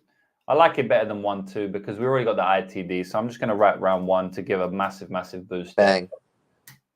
Yeah, because we already got plus 140 ITD. I don't really care about the plus 200. It's not that much difference. I like the round 1 better, going from plus 140 to plus 350. All right, next fight, boys. Kevin Holland versus Michael Page. So this is my countryman, also my city man. Michael Page. I think Michael Page is from Stonebridge, which is a crazy estate, bro. Stonebridge is like one of the most roughest places in London. So coming from where he come from to make it to where he's made it now, shout out to him. All respect to him. I always like to see people make it from these types of walks of life. If you don't know about Stonebridge, Google Stonebridge Estate, London. You know what I'm talking about. I think he's from Stonebridge, not 100% sure. He fights at London Shoot Fighters, which is a very, very legendary gym in London. It held the old school UFC fighter Lee Murray, who done the biggest bank heist in the entire world. They stole like 90 million. So again, he comes from an old school London gym. So man, anyone coming from those type of places, I have to respect it. I have to root for it. And I do think he's got a chance to win this fight, man. I think that Michael Page is going to do what he always does, right? He's gonna jump, in and out of range, and he's going to try and win a point fight, right? He's going to try and win a decision here. Obviously, he can land something big. He can always land something big because he flies flying knees. And also, he's got very good hands. People underrate his hands because of his kicks, but his timing on his hands are amazing. Now, I do think Kevin Holland's got very good defense. He might be able to stay safe. And I think Kevin Holland has the grappling upside here. So for me, this is basically a 50-50 fight. So for that reason, I'll lean with MVP as the underdog price. I also think that coming into, on his debut, maybe, he is like, MVP is a bit of a star, right? He is a showman. He has gone viral many times. I could kind of picture him winning on a UFC debut as the type of fighter he is, right? That's more narrative based, but I think that the UFC are giving him a winnable fight here. They're not giving him a grappler. Kevin Holland might grapple. He's got grappling upside, but this guy's a pure striker, basically. I think the UFC know what they're doing in that regard. It might not come out. It might not come to fruition. If Kevin Holland gets the takedown, it could be very bad for Michael Page. But yeah, I'm going to pick Michael Page as the underdog here. I'm going to pick him. I'm not going to say decision or ITD. I don't know. But I will go with MVP here. But it's not my most confident read. JB, what do you think, bro? I think this fight's close to a pick'em. I got to take the dog side here in MVP, just based off the IQ factor of Kevin Holland. I've had a good read on this guy before. I was getting minus 140 on him against Michael Chiesa. I knew he was going to wrap up the sub there. Chiesa was bound to lose that fight coming off the desk. And now you're giving me a similar line here against MVP. I actually think, if anything, this should just be a pick'em. I don't think MVP should be at underdog odds. And I see a lot of people taking Kevin Holland, putting Kevin Holland in parlays. They're saying he's underpriced. He should be minus 300 in this spot. What are you talking about? This guy at minus 300? Yeah, sure, he has grappling upside. Is he going to use it? No. And this is going to be a fun fight for the fans. And I think MVP gets it done. Close decision. But he could get a knockout. We've seen time and time again. Look at his highlights, Like you said, this could come ITD. Kevin's a hell of a tough guy. Yeah. But I think he gets baited into brawls. I think he does stupid things in his fights where he winds up losing, and he has a clear path victory with the wrestling here. I think that's being baked into the line. Yeah. And I don't think he's going to use it. So I'm going with MVP here. I got RDA, JDM, and MVP. Let's see where we go with this. Yes, sir. I feel you, man. Is James biased towards his countrymen? I mean, I'm biased in terms of if I root for them or not. So I definitely root for them. But when it comes to my betting, it's completely different ball game. My favorite fighter in the women's division, Amanda Lemos, I bet against her last fight. My favorite fighter in the men's division, Volkanovski, I bet against him last fight. So, when it comes to money, bro, you can't be biased with money, man, because money ain't biased at all. I agree with you there, man. I mean, not much more to add. Is there anything you want to... We'll add MVP. I think just MVP on this spot, man. I don't really have any prop takes. I'm itching to make these parlays too, man. Yes, sir. I don't know about you, but we got two more left. It's the co-main event and the main event. Let's go. All right, bro. Let's get to it. So I'm going to do a quick breakdown for this one. It's kind of annoying because, this is such a great fight. No, go for it, man. Kill it. We only got two left. All right. So basically, bro, I think that about MVP in Stonebridge, just next to the... So did he grow up in Stonebridge? Is he from Stonebridge or he just trained next to Stonebridge? I always wondering that. Because my friend, he always tells me, he's from Stonebridge. He's from Stonebridge. I said, I don't think he's from Stonebridge, man. But maybe he is, man. I thought he was from... well, I don't know. I wouldn't know. Not a lot of successful people out of Stonebridge, though. So props to him. But yeah, man. Benoit Saint Denis, he's a marauder, bro. He's a fucking monster. He's going to keep walking forward. He's going to keep coming. You got to put that guy out. You got to put that guy unconscious, as we saw in his lone loss against Elizeu Zaleski dos Santos. He didn't give up on himself. A couple of times he turned away, and I thought the ref's going to stop it. I had a max bet on Zaleski dos Santos there, which sounds kind of crazy. I max bet against Benoit Saint Denis. But obviously, I believe that was a great bet at minus 200. I believe Saint Denis looked around plus 700, 800 in that spot. I would say Zaleski looked around minus 700, 800. I guess, maybe overall he's probably only minus 300 because Benoit Saint Denis could get a takedown. But he's moved back down to his division now, 155, right? That was a UFC debut. That was 170. We ain't getting that Benoit Saint Denis anymore. Now we're getting Benoit Saint Denis with experience. We're getting Benoit Saint Denis who is going to be at physical size parity with his fighters. He was smaller than Zaleski. And the thing about this fight, man, what it really comes down to is that Dustin has a massive, massive grappling hole. Dustin will fuck up Benoit Saint Denis on the feet in the boxing. It's not close. Benoit Saint-Denis has terrible boxing defense, man. His head gets cracked every fight he's ever in. It's not good at all. But Porier, he just can't stop himself from getting taken down, man. The guy gets taken down anytime someone really tries. Anytime the guy goes up against the grappler, he loses or almost loses. I just don't really see a world in which Benoit ain't going to be able to get him down. And if he does get him down, he's probably just going to damage him badly. Dustin's going to get cut up in his face. I think the elbows are going to be there. I think the wrist ride, the Dagestani handcuff to punching him in the face is going to be there up against the cage. I think he's going to reap one leg, not even go full body triangle. I think he's just going to put one leg in, grab his hand and just punch him in the face like he did against Moises. If he does go body triangle, Dustin ain't that good from that position. You know, we've seen him get body triangled before by Michael Chandler. He had no answer for it. His answer to the body triangle was tucking his chin and standing up. And even if he tucked his chin, he still got his chin pulled up and almost got submitted by the lifelong wrestler and striker Michael Chandler. Benoit Saint-Denis is much more skilled in the ground, especially from the back take position, than Michael Chandler ever was. So I think that if that happens, he could choke him out there. So I'm calling a rear naked choke for Benoit Saint-Denis. I think it's going to come in round 3, and that's my prediction, JB. Yeah, Charles Oliveira was able to get this guy down time and time again, take his back. You're telling me a guy that's as big as Saint-Denis ain't going to be able to do that? I don't think he's going to be able to knock Saint-Denis out. You would have to like hit this guy, I think, with a sledgehammer to the jaw, and he might still not go out. Give me, I had what? RDA, JDM, MVP, but now I'm going to go with BSD, IPD. He's going to get it done, and we're going to make some money. You know what I'm saying? Nothing. Bro, that might have to be a parlay. That might have to be the free word parlay. I'm going to write it down here just because I'm... Maybe I'm up. Maybe I'm onto something. Maybe. You know we like those conspiracy theories, bro. They cash a lot of times. All right, sorry. What am I doing? BSD money line at -205. Damn, I thought we would get That's better hitting, price. brother. That's hitting. JDM, BSD, MVP, and RDA, baby. Let's go. Might have to leave RDA. I don't know, man. Like I might have to leave RDA at the door or something. I don't know, bro. We'll see. All right, we'll see. But BSD -205. We like ITD. I will say, that I do think the fight could go into like round 4, and then the decision's massive here. Decision's 600, which is crazy. I ain't gonna write it down because I really think it comes ITD. But like as a personal play, I wouldn't mind a little bit on that. But I think it comes in 3 or 4. So we like Saint-Denis inside the distance at -160. We might as well just go for the round props or submission, in my opinion. I like 1-2. You think he could do it in 1, yeah? Yeah, I do actually. Well, you think it's a little bit more of a prolonged beating, huh?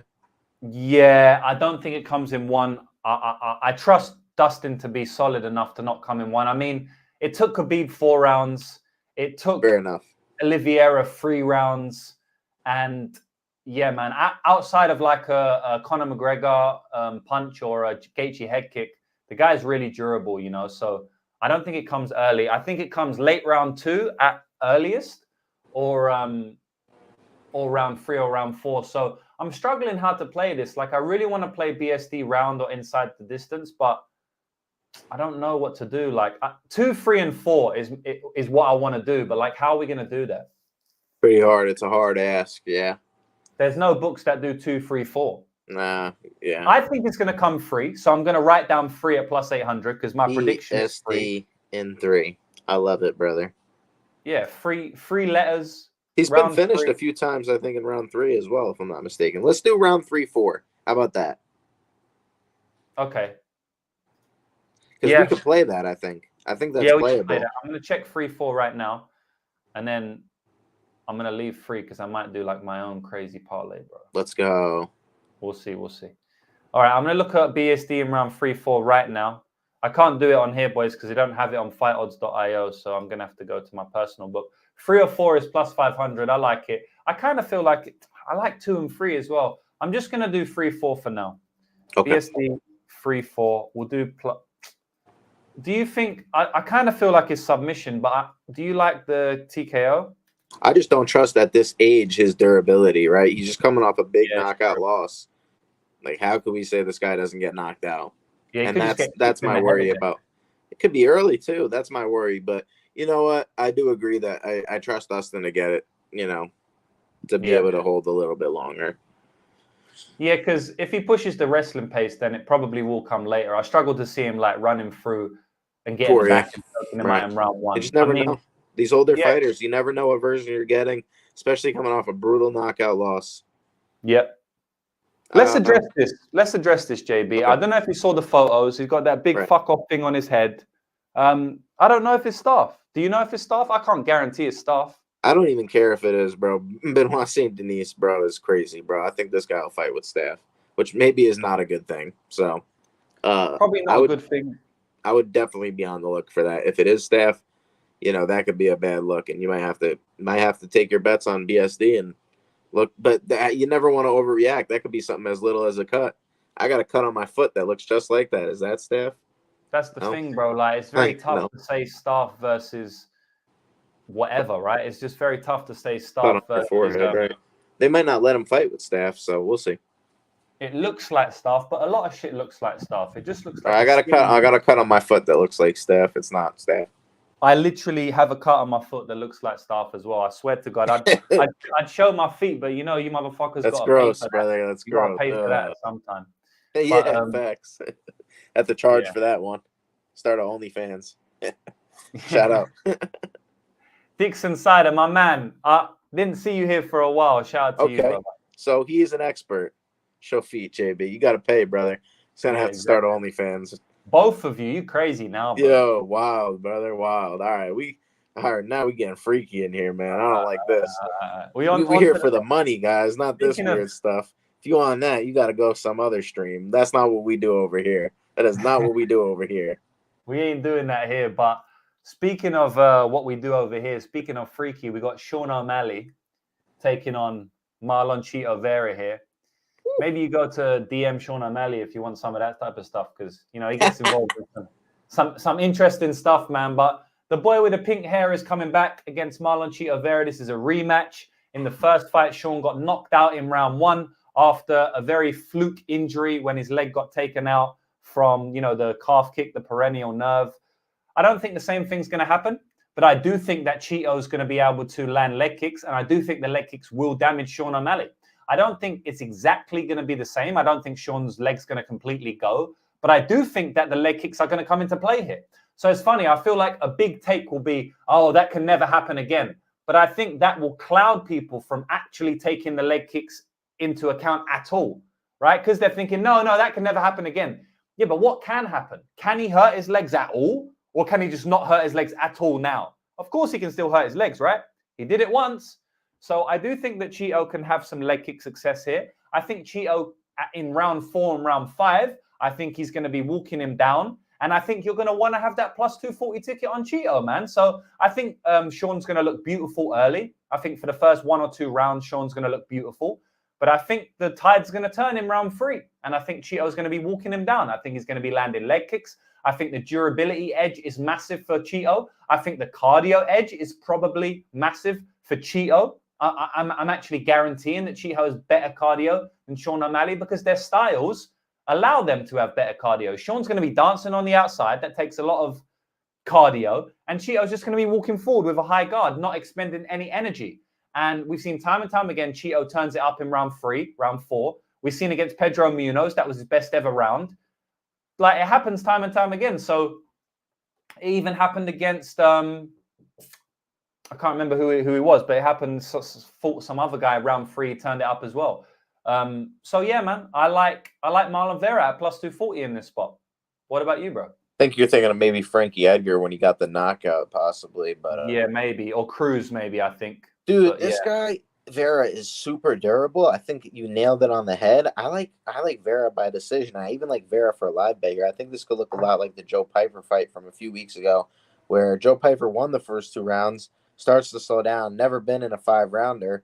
O'Malley's been scheduled for 5-rounders, but he's never gone to those 4th and 5th rounds.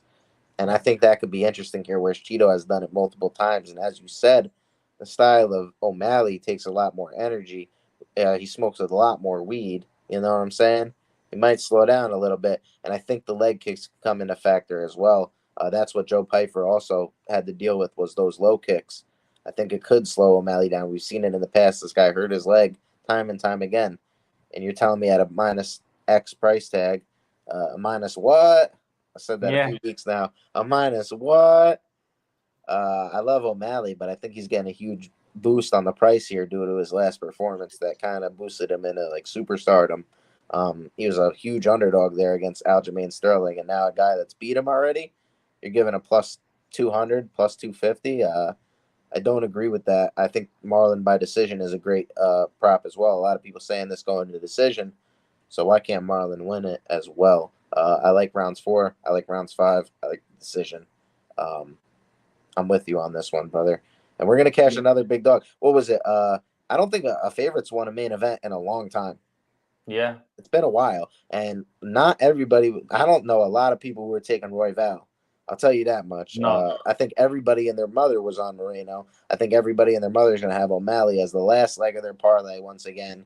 Yes, sir. And they're going to be so close to cashing, and they're going to be sick walking out. How did it happen again? Why didn't I hedge? Woe is me. But that's my opinion. I could see another split, bro, just like the Royval Moreno fight. Yeah, where one judge just tries to give it to O'Malley and 2 give it to Vera. Bang. Yeah. I think you cash it. I love Vera by decision here. I don't think he finishes O'Malley, but if it does, I think it's 4 or 5, bro. Who's to say if he gets on top, he can't land damage? He did it in the first fight, and now and I think you mentioned this week. It was definitely to the foot injury, but we just don't know. I think O'Malley likes his jiu-jitsu. I think he has a nasty guillotine setup. Go watch that Takanori Gomi match. I've mentioned this a few times. This guy's got a nasty front headlock series as well. I don't see him really finishing him by knockout, but he's got to watch those front chokes. I think Cheeto's aware of that, though. He studied O'Malley. These guys have studied each other for years now. I think they're going to know each other like the back of their hand. And this is a huge pressure spot. Regardless of what you said, if this starts going south for O'Malley, that could get nerve-wracking because, losing to Cheeto comes with a lot of embarrassment for him. Whereas if Vera loses, it's just kind of like, maybe I got the third fight, maybe I don't. Yeah, man, I agree. And, that's a big mental thing we have to think about as well. Like, there's a mental aspect going into this fight. Sean needs to prove himself. There's a lot of pressure off his back. He got finished in round 1. The only time he's lost in the entire UFC on his run up to the belt. The only time he's been finished. The only time he's been beat or finished. And his whole spiel is, I'm undefeated, right? Like, this isn't a loss. If he was to, if this was to get close into the 5th round and he's like, oh, shit. Yeah. That's going to be, in his head for sure. Yeah, and Vera, man, he's bulletproof. He's going to keep walking forward with a high guard, keep throwing those leg kicks. He ain't going to give a shit about losing the first 2 rounds. He's never done it before. I can trust Vera around 4-5. I can't trust O'Malley, and people are saying Corey dominated Cheetah. With wrestling, right? He had the wrestling to fall back on. Cheetah was worried about the wrestling at points. This is going to be a pure striking matchup, right? I don't understand how you can give a 5-round matchup where we've seen one guy go the distance multiple times and look good doing it, and we've seen the other guy gas out multiple times. I mean, he pushes through, but he gassed out against Chris Moutinho. He gassed out against Peter Yan, and I think he can gas out again in this fight, man. Peter's, Vera's got that forward pressure that makes the best of men gas out if you don't have no wrestling to fall back on. So, yeah, I was actually low-key impressed with that grappling in that fight versus O'Malley. But O'Malley's grappling against Peter, he was able to reverse some positions. Yeah. I actually think it would be bad for Vera to try and like you said, I think he walks him down the first rounds. I think he will eat shots because in the first fight, he was overreacting to a lot of those feints. I think he's got to clean that up a little bit. I think he will. And as the fight goes on, he'll start to settle in. And that's where he kicks up. So I really like a live bet here. Because it's possible O'Malley finishes him early. We've seen it time and time again. He's getting the highlight reel finish. Yeah. But I like Vera straight up as well. And I like him by decision personally. But 4 and 5 is huge. I think huge, especially with the leg kick upside. Agree with your points here, and I'm glad we see eye to eye. We'll have a look at the 4-5 decision because I can get 4-5 decision for Vera is plus 420. That's clean, bro. We'll write that down. Plus 420. And that's it, boys. We've done the entire show. We've done the entire breakdown. But guess what? The best part is yet to come. You already know now. We transfer all of this breakdown and we make the parlays. So if you don't know how this show works, we're going to now make 7 different parlays and we're going to try and cash a couple. Like I say, boys, we only need to cash a couple to be profitable. This show is in profit 80 units since we started. This is the 8th show. So we're averaging more than 10 units every single week, right? More than 10 units. So don't worry, boys. We're gonna get another 10 or 40 or something this weekend. So parlay 1. What we saying, JB? Kick it off for me, man. Ooh, okay. You want me to start this one? This is interesting. I like me some. I think we gotta stick JDM ITD. Do you want to hold that one off? No, we can even double down on it if we really want. If we love it, we can double down again. All right, so we're going with JDM ITD. I like it. I think that's a good start. I think we stick in. What are you liking? What are we liking here? I mean, if this is like JDM ITD was both fairly confident on that. We should probably put a couple of confident ones as well, right? Okay. I like the Moroz under 2.5 personally. It doesn't go the distance. You like that one, yeah? Kind of do, brother. Right. But it's up to you. Are we confident in it? Are we really saying she gets the finish over Joanne Wood? I'm not that confident in it, but we can double down on JDM ITD. Let me see if there's any other ones. Let me just have a look. We both like Pereira. We both like the Almabaev ends ITD.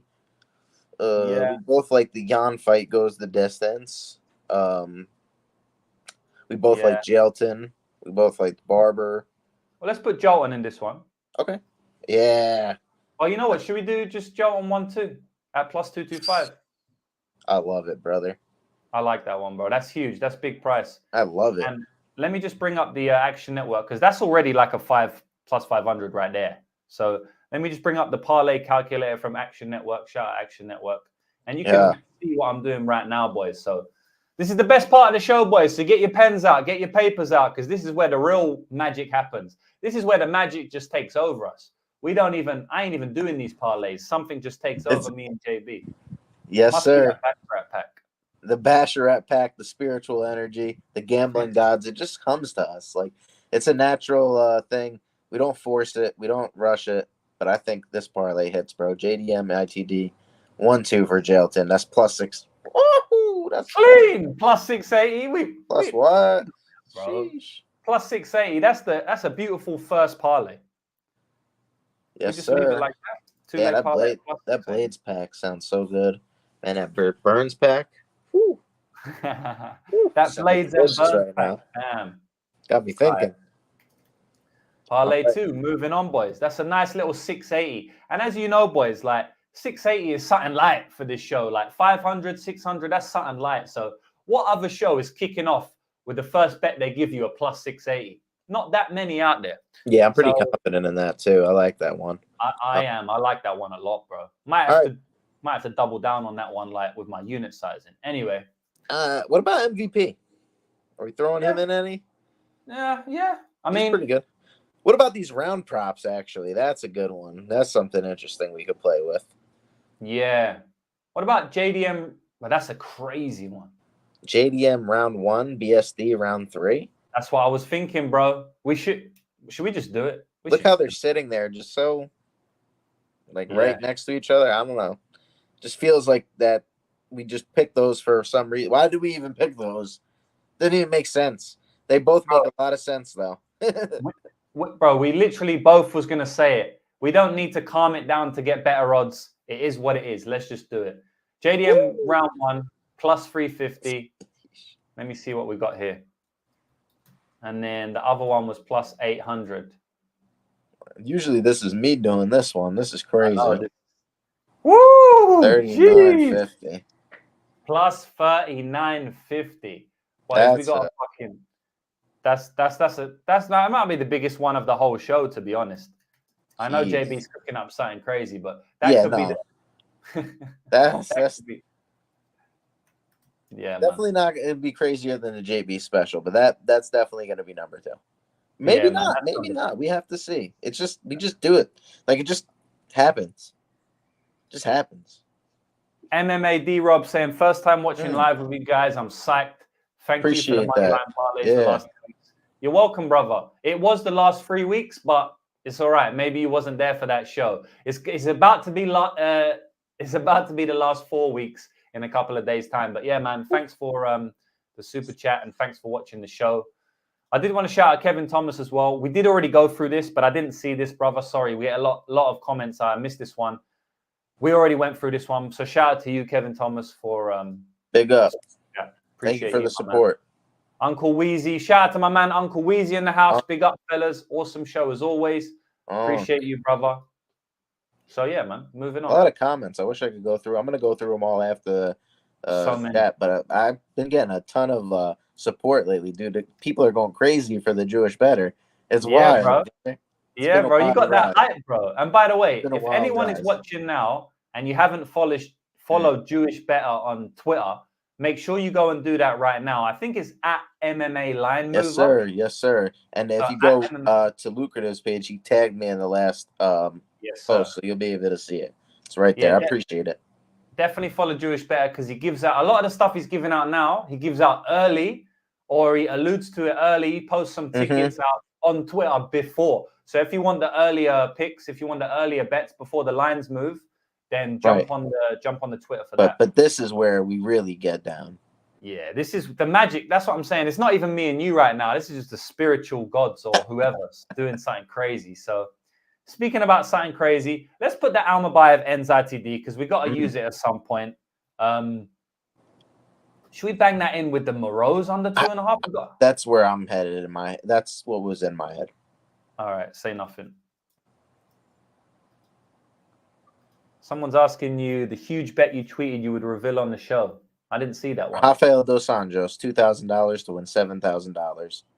Bang! Biggest underdog on the card. So he's got his huge bet, and it's the biggest underdog on the card, man. That's how you know JB gets down like that. And you can't doubt him after the last week's Basharat pack, man. I know people don't think he can win, but Basharat was a bigger favorite than Gamrot, so there you go. And you know what? At the end of the day, I think it's a plus EV bet. It might not win, but I put my money where my mouth is. I feel you, bro. What else we want to add to this? This is kind of risky with the Moroz under 2.5, so maybe we don't use like really solid legs. Maybe we do like. How about Jan fight goes the distance? Yeah, I mean that's definitely hitting though. But we might have to reuse that one because I think that's. I don't mind using that twice because I think that's hella value in that. Yeah, I mean, I think Moroz goes under 2.5. I think she finishes her brother. Yeah, I mean, I bet it myself, bro. So I mean, I'm saying that right now. I bet it myself. Yeah, so we got to go with it. Yeah, absolutely. Minus 220. What does that bring up? Plus 6. Is that all right? 616. I like that, brother. I like that. Want to add one more, like a money line? Get a little spicy with it. We could go Pereira. I feel like we had one of these GTDs, bro, because this is like a total parlay. This is all a total parlay, right? Yeah. Let's go GTD. Munoz fight versus Phillips. Munoz or RDA? We like Munoz? RDA fight goes the distance. I like a little bit better. You like better? Okay. Personally. Well, then we'll go with that. I like both of them. All right. I would add both of them if it was up to me. Are we going to really use them in any other parlays? And we 877. We both think they hit. I mean, yeah, fuck it. Fuck it, boys. Fuck it. D-Gen. Yes, let's go. Let's go. We got a D-Gen just a little bit. Munoz.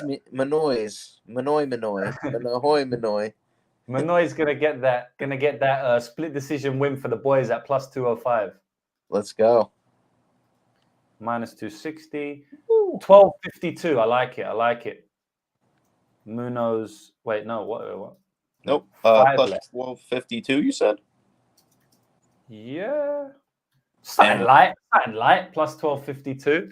Oh, yeah, we started off as a plus 616. Somehow it's gone to a plus 1252. I don't know how that happened, but I guess it's the magic again.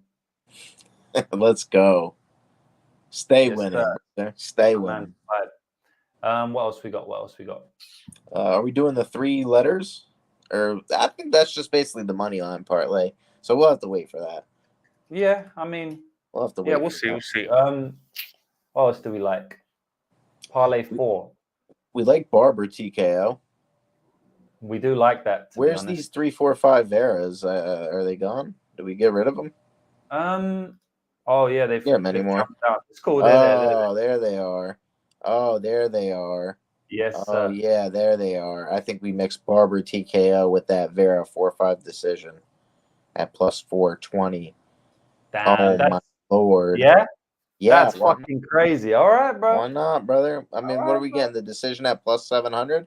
We can't say you can't finish him in the 4th or 5th round. Like honestly, I think it's decision. I just mean like the craziness. That's a fucking huge parlay, bro. But it's cool, bro. Yeah, what do you think? Maybe we go with the ends ITD for Barber. How does it end ITD? It ends by the KO. Like, yes, bro. Let him go, bro. Let him cook. Let him cook. And you know what? We don't want to get crazy with the plus 700 Vera decision. We should just take the 4-5 decision. And if you don't have the 4-5 decision, take just the decision. Yeah, and make it greasy. You know, that's how we do enough. This show's a bit mad, bro. We got another 4-0.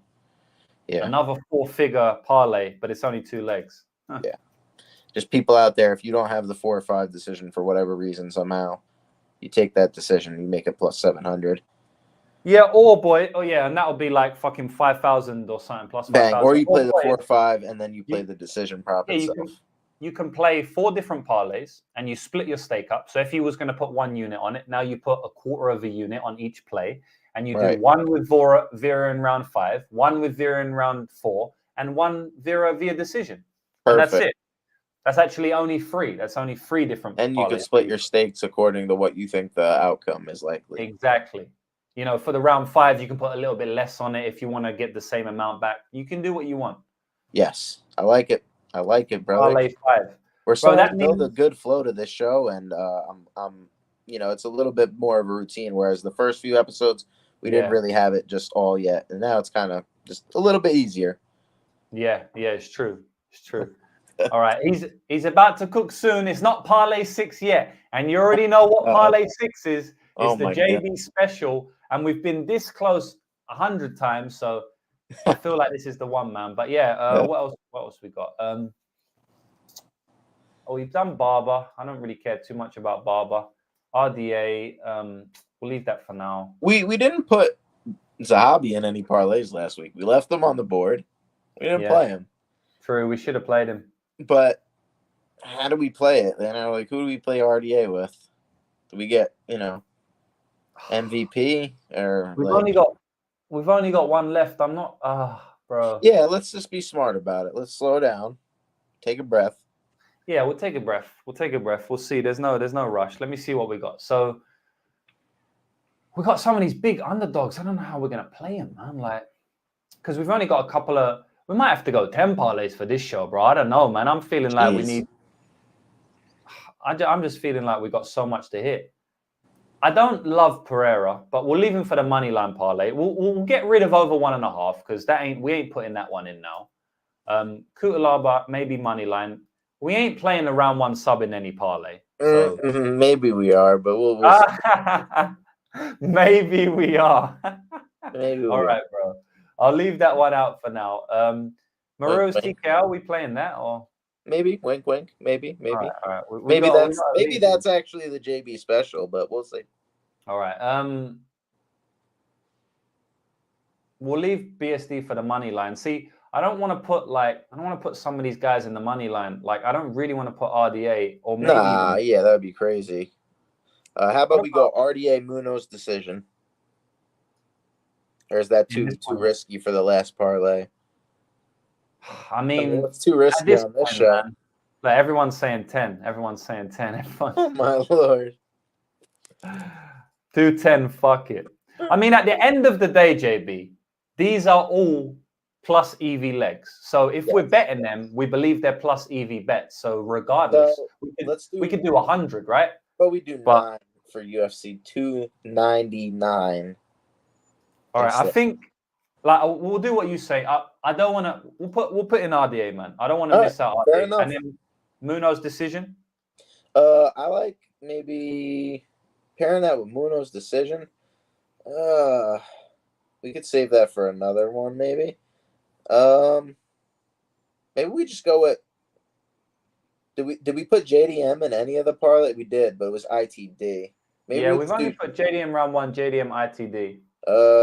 He's been in a few parlays, but We'll leave him for the money line. We'll leave him for the money line parlay. What about MVP? I like that. I like because MVP. you don't really like Munoz, eh? I like MVP. It's not that I don't like Munoz. I don't want to throw RDA and Munoz in the same parlay because I think one hits. Like I just don't know what the chances of it are both of them hitting. Yeah, personally. Let's see what we got with this two-legger money line right now. Plus 112. Plus 865. That's cool, man. That's solid because if RDA wins, I think MVP is a good shot of winning. And yeah, we missed out last week. Let's do it.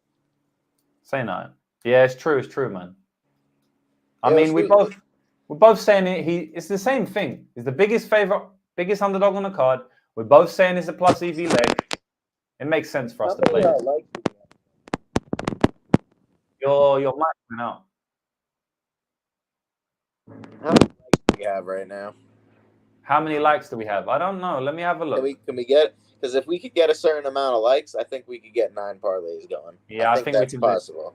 I think we've got that's 200 possible. likes, but over 452 people on YouTube alone. So we should have 452 likes already. So and then we've got over 2,000 people watching the stream live, bro. Over 2,000. How much likes do you think we need to get to give out these 9 parlays?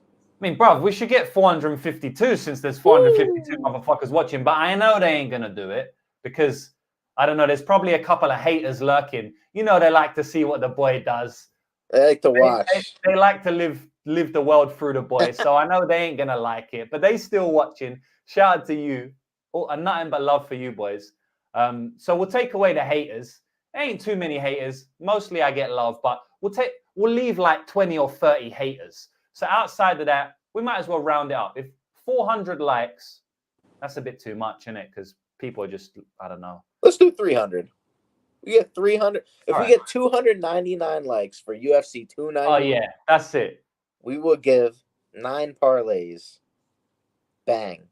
Bro, that's it. If we get, we have, I don't know why we didn't say that. 299 likes for UFC 299. 100%. We're going to do extra parlays. So yeah, we'll see if we can get that. And while you guys hit the like button, you better hit the like button and come straight back to the stream because something's about to go down now. It's the Parlay 6, also known as the JB Special. The floor is yours, brother. Robellis, round 1 sub. Moroz, TKO. That's your Jewish Better Special of the week. Bang. All right, bro. All right. Nice and sharp for you. Nice and quick. Nice and sharp. no fucking about. The Parlay 6. All right, bro. I think they're plus EV. I think they're plus EV legs, bro. That's all I'm saying. And that Moroz TKO is opening up at plus 1,200 on all these coastal books. So you're getting even more. And Despaign round 1 sub is going to open plus 5,000. So yeah, facts. And this week we only need 2 things to happen. We're asking 3 every other week. This week we only need 2 things to happen, and we'll know by the 3rd fight if we hit or not. 2 for 299. So I'm going to scroll down, boys, and we're going to see how much this parlay equals to. Get ready, because this is one of the craziest things I've ever seen. This is your craziest parlay, I think. Get ready, boys. Look at this number. And it's only 2 legs. Let's go. 5 figures, only 2 legs. I'm banging a cool 250 on that. Woo! 250 to return 97K. Nah. Let's fucking go. I might have to match you on that one, dog. And if we win, we're going to have to be eating some steaks. Because that's we have to do like a live podcast. And boys, like, I'm going to America later this year. If you guys want to see a live in-person JB, Lou, and the Jew Parlay Madness stream, let me know if you're down for that, because that would be a crazy. We'll break the internet. We'll break the internet. Maybe we'll have to light up a joint. We're gonna have to, bro. You know, I'm cooling on the joints. Like, I don't smoke too much lately, but I mean, occasions are everything, right? Special occasions. So we'll see, man. Oh my god, that would break the internet. Let me write that one down now. Yeah, it's gonna be a Kimura too. I think Kimura, Despaign. And ground and pound for Moroz, obviously. +38850. Woo! JB, someone asking you a question. They trying to say, why can't it just be Moroz inside the distance? You got to tell them why it can't be. Because that doesn't pay enough, brother. And it's not going to be a sub. She's going to punch her. Her coach is going to say, just punch. And then the ref's going to stop it. And then everybody who bet that stupid sub prop is going to be like, why didn't I just take the ITD? Well, there you go, boys. You heard it hit first. JB Special put that on the...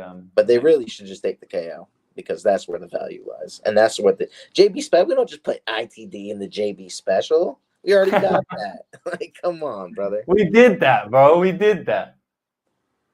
Everyone wants it. Let's go. Dixon saying... No, not P. Diddy and Meek Mill. No. We ain't doing none of that. But like I told you, man, you need to go to Sean O'Malley's page if you want some of that shit. They're asking me about P. Diddy, Meek Mill. They're asking me about the feet. JB and JB, it's more like Styles P and Jadakiss. You feel me? It's not really P. Diddy. Not really like P. Diddy and Meek Mill. This is the Locks. If you didn't know, Styles P and Jadakiss have a rap group called the Locks, LOX. We're kind of the same, but it's LOCKS. Because we do Locks every single week. Bang. All right. Damn, and I'm about to go eat some lox. If you know what that is. The lox. Shout out the lox and bagels, baby. Old Jewish delicacy. I don't know that, bro. You're gonna have to. We're gonna have to eat one of those on the live stream, bro. Yes, sir. All right. No time like the present. Parlay 7, aka Money Line Special. We're getting the groove to the show now, boys. We've named the parlays. We know everything. It's cool. We're cooling. Let me see how many likes we have. We've gone up to. Let me refresh that. If we get 299 likes, we're gonna do multiple. 9. Right. We got 304 likes, bro. All right, we're doing it, baby. I guess we're doing it. How many? We beat it by 5. Let's go. All right, so the money line special, JB. So we're throwing JDM and BSD in straight away, right? I think that's a good idea. JDM, BSD, like those are our confident plays. We've thrown Jalton in. Surely we're confident, right? Yep, Jalton has to go in there. I agree. Barber can go in the parlay. Yeah. All right, we got Munoz, Pereira, and Cutelaba left, and Moroz. Okay. I think Moroz should go in at -229. The other ones, I'll let you decide on what goes in. Yeah, let's see. So Pereira, I don't love Pereira. Munoz, it's a dog. Vera, I kind of want to put Vera in there, kind of like big underdog there, though. Yeah. Tough one, eh? Vera, no MVP. We already have MVP in one. I feel like chill with MVP. He's 37. He's making a debut. I don't really want to risk him. You never know. I feel like some weird shit's going to happen in that. Vera. Let's go with Vera. Vera, yeah? Yeah, we always hedge out, I guess, but I won't even think we're going to need to. Let's leave him till last, though. If that's going to be our last leg, it's cool, but that's the main event. So what do we have so far? I don't think this is enough. Let me add it up. I'm going to add it up, boys. So we got JDM at -175. -175. Mm-hmm. Then we got BSD at -205. This ain't bad. Jalton -113. Barber, all right. Barber definitely better than last week's bull crap BS parlay. Yeah, I mean, but we still hit it, right? Yeah, so that's exactly. It's a +850 right there, but it's UFC 299. I don't think a +850 is going to be enough. Really? 8th show, 8th money line parlay, and then does that mean we need 8 legs? I think he's right. 3, 4, 5. But this is parlay number 7, though. So how many legs? It is the 8th show, though. Pereira. I get weird vibes about that one. I'd honestly prefer Cutelaba, Munoz, or Vera than that. So I think we don't. I would rather hit a +850 than and I'd rather just add Vera too, if that's the case. I agree. Can we just do that? Do we add Vera or do we just leave it as +850? Like at this point in time, like we're trying to protect our record, but at the same time, we're trying to give big odds. Like, it's tough, isn't it? Because dude, we're giving big odds on every other parlay. I think this is the one that we just need to be confident in and take a plus 850. Hit, move on to next week. Dude, a plus 850? Yeah, A that's plus 850? There's shows out there that are people are low confidence 3-leg minus 150. Like, bro, let's be honest, brother. And you know what?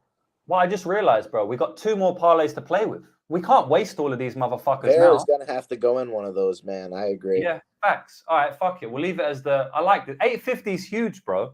I don't see any of those losing personally. Like, I don't have to worry about it. Like, we're both confident in minus 850. It should be minus 850. It should be. It should be. My bad. No, that's what it should have been anyway. Yeah, that's what it should have been. Oh, look, someone hammered the round 1 sub on Bet Online and they locked it. Yo, that's wicked, brother. You That's motherfuckers, wicked. man. Yo, I gotta be quiet, man. I'm giving out too much edge on the Bro, we Robellas might- round 1 sub. Bro, boys, we might have to fucking rehearse the show and bet it all ourselves before you motherfuckers take it out, but we can't do that. Surely not. Oh man, bastards! MMA line, bro. You moved the line without even touching it. Again. Oh man, dude, I just look. My finger hovers over the button. No, it doesn't even have to do that. I look at the line. Wait. Before I even load up Bet Online, the line moves. I took him for 25. I locked it to plus 3,300, bro. They've moved it now. Oh, that's funny, bro. The MMA line Bet Online is, shout out to again. Bet Online. Bet Online is lurking. Shout out to Bet Online, man. Shout out Dave Mason, my brother. Dave Mason watching the show right now, bro. This is Dave Mason's fucking time of the week, man. Oh, that's classic, bro. Oh, that's funny, bro. Oh, this is a fun part of the show. Oh man. All right. Moving on. Oh, that's great. So straight away, we know we're putting Vera in this parlay. Bang. Are we mixing him with Vera? Are we mixing him with What say what you was gonna say? BSD 3-4? That's what I was thinking as well, man. Is that it? I mean, Is that it? That's what I was thinking, to be honest, bro. I think it's a breakdown, and like we've seen him choked out in those rounds as well. But like you said, couldn't it be round 2? That's my only worry.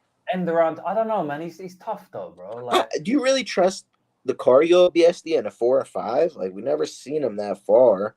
I don't think he finishes in 5 because I think if it gets to 5, I think he's going to be tired. I think Dustin might have some success on the feet. I kind of like 2-3 personally over 3-4. That's me though, and I'm just wondering. Can you bet 2-3? Can you bet 2-3? 1, yeah, I think you can.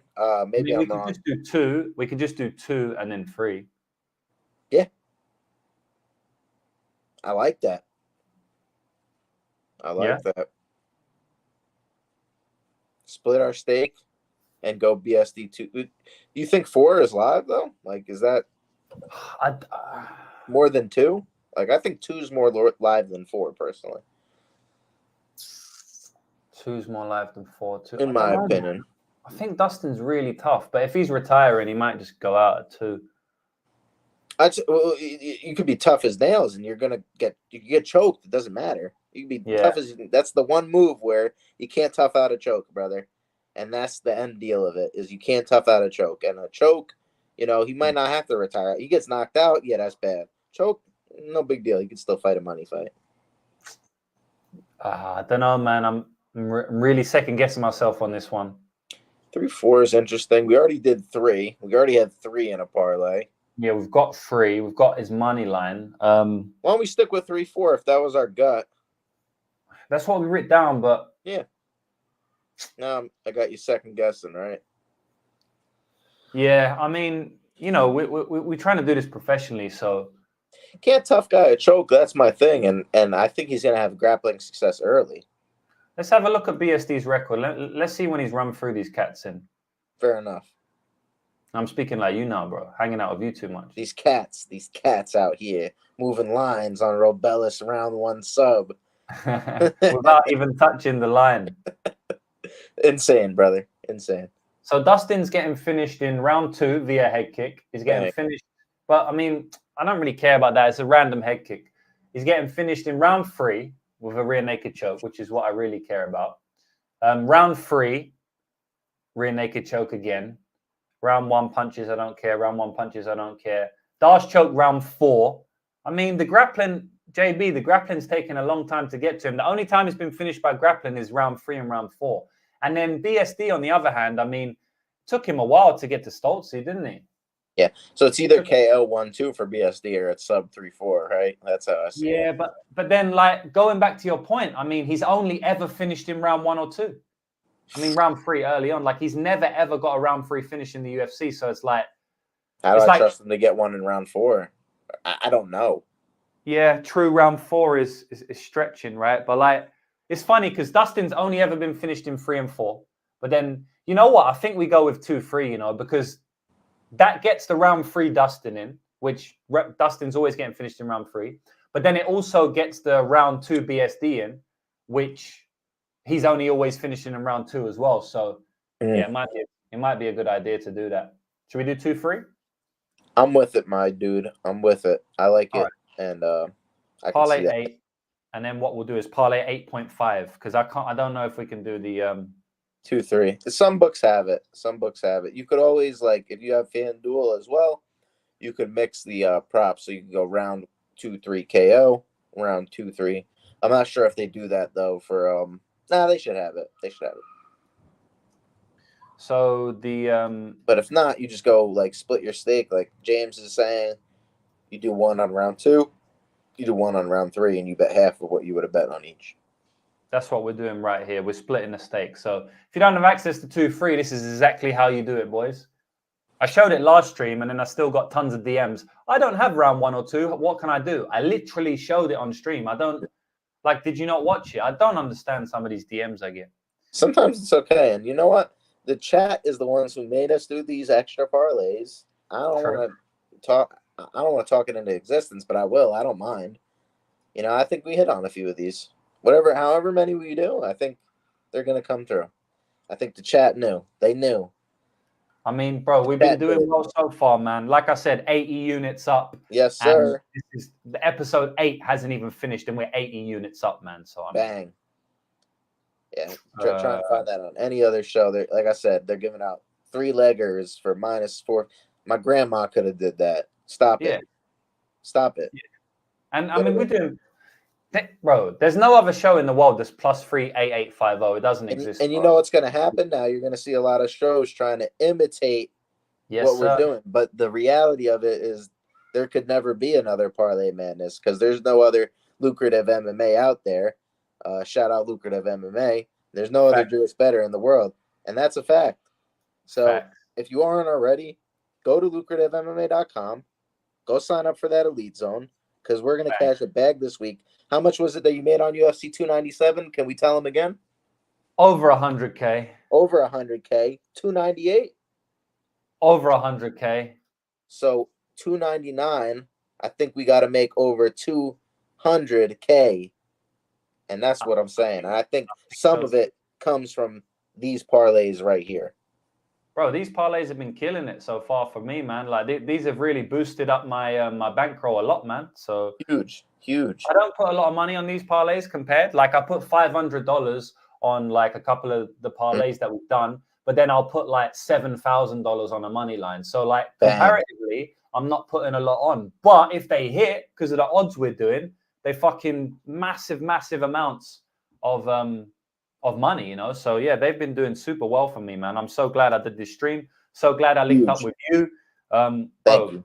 The dream team, bro. We've made so much money, and we're gonna do it again this week. And this is the last parlay, so we better make it a good one, bro. UFC 299, parlay number 9. You already know that something's gonna work out in our favor based on that. So we don't have too many legs left. I mean, I guess Munoz decision got to be there. I don't know. Yes, sir.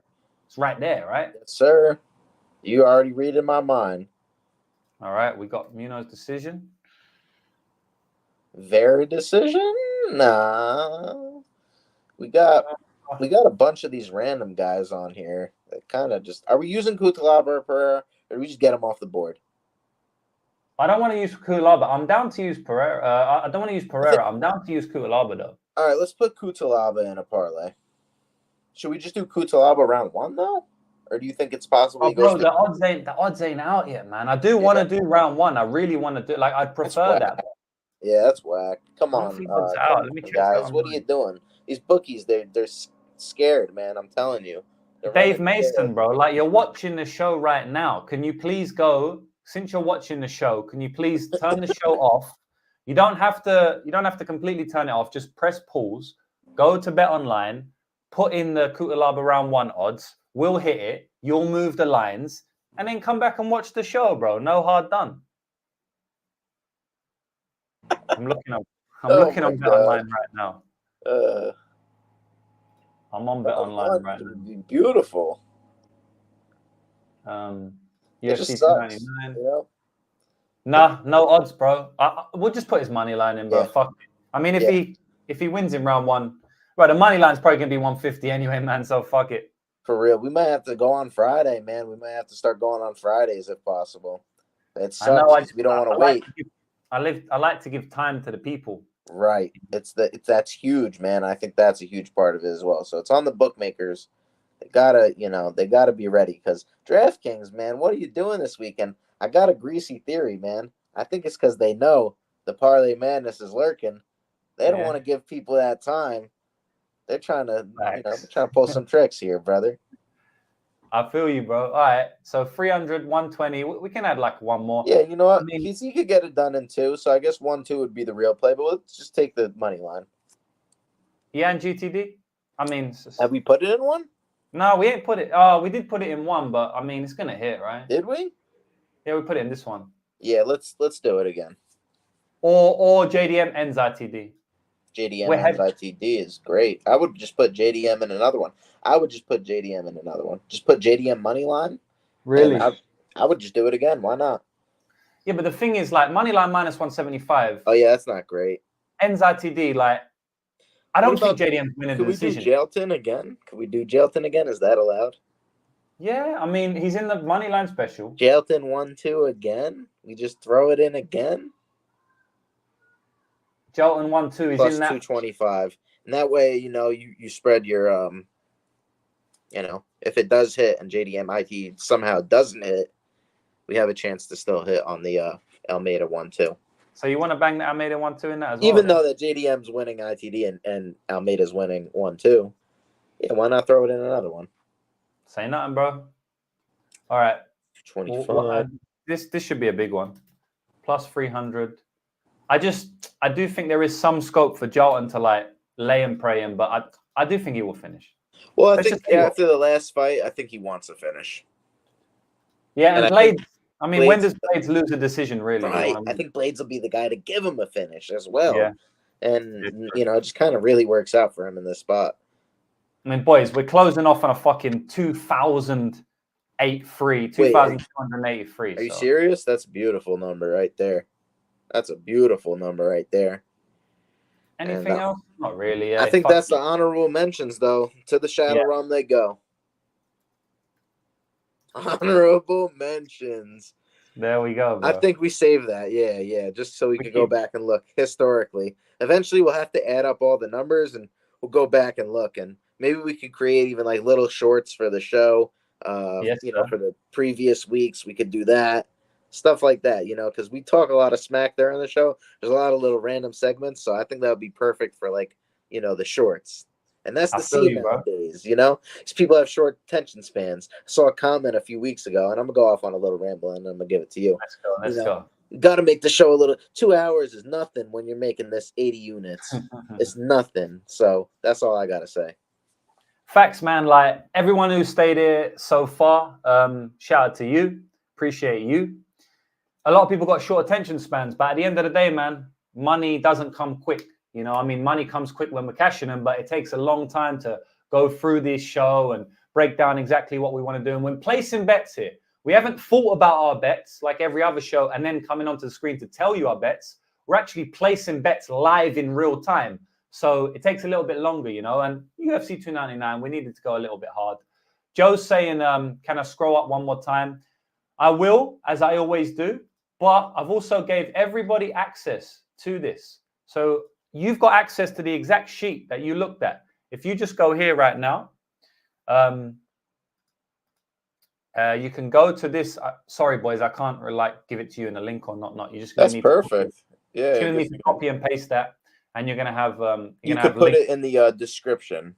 Yeah, I'll try. The video's done. I'll do that. So I'll just run through it quickly, as is tradition. So we've got, what else we got? We've got JDM, ITD, and Jalton round 1 or 2, coming back at plus 680. Nice little spruce to kick us off. Then we got JDM round 1 with BSD round 3. I ain't going to read all this out, man. It's fucking take too long. Anyway, boys, you've got it right there. Almabaev ends ITD. There's 5-leg parlay here, plus 125. Plus you could go back and watch the video, too. You can just go back, watch the video. I'll timestamp it for you guys in the comments. Bang. Right, 2-leg parlay at plus 240. Another 2-leg parlay at plus 865. Then we got another 2-leg parlay. The JB special. The books have already moved. It's already moved before we've even finished the show. Coming in at plus 38850. That's a handful there. Lots of numbers to say. The JB special. This might be the week. It might be the week. The people are going to complain that we tracked it at plus 4,000 now. Bro, fuck all of that, man. No, I'm joking. The reason it moved is because people bet it at plus 4,000, so they got to stick with that one. Next, we got a 5-leg parlay, the money line special. This money line special was hit for the last 3 weeks in a row. We hit a 15-1, then we hit a 30-1, then we hit a 3-1. Now we're trying to hit an 8.5-1. So if we can go 4 weeks in a row, money line special, that's going to be crazy. Huge. And I put a lot more money on that one than I do the other ones, and it's been coming through pretty good. Yeah, man. Like, we do a flat stake on the show, right? But yeah, we do a flat stake on the show, but if we didn't do a flat stake, we could even be more profit, but it's just too hard to keep up with. So we just leave it at flat stake. I do 1 unit each. It is what it is. Just so it's easy for everyone to understand. We keep it real. Parlay 9, finishing off with a massive 22-1. And that's it, boys. The entire show is done. I want to give a big shout out to everybody in the chat right now, right this second. We've got 2,276 live viewers. So that's across Twitter and YouTube. It's a crazy amount of live viewers. The most live viewers I've ever had. I dare to say the most live viewers any MMA show in the community has ever had. And it's only our 8th show. So, yeah, man, shout out to everybody in the chat. You know, we appreciate you. Jacob Phillips coming with the hilarious comment. What's the honorable mention parlay payout in? That's hilarious, bro. That's the most degen comment I've ever seen. I'm going to write the honorable mention parlay right there. You can do what you want, boys. If you want to play, you can play it. The biggest degen of all time. And yeah, man, that's it. Thanks, everyone. We had over 500 live viewers on YouTube at one point. Now we've got 2,200 altogether. So yeah, man, shout out to everyone. We're just going to keep growing up and up. And a big shout out, of course, to my man, Jewish Better, MMA line mover, moving lines just from his speech without even betting this week around. So you already know the name isn't a fugazi. That's a name for a reason. But yeah, man, shout out to everyone. Shout out to you, bro. And I'll let you close out the show, man. Anything you want to say to the boys? Yeah, it's going to be LeBron James and D-Wade this week, my guy. We're going to be throwing alley-oops back and forth. Parlay is going to be hitting left and right, and it's going to be the big 3, baby. But we're going to have Chris Bosh somewhere. But we got D-Wade right here and my boy LeBron James. Let's go. We in the building, baby. We're going to Miami, and we're going to cash these parlays. Bang. Good luck on your bets, boys. Yes, sir.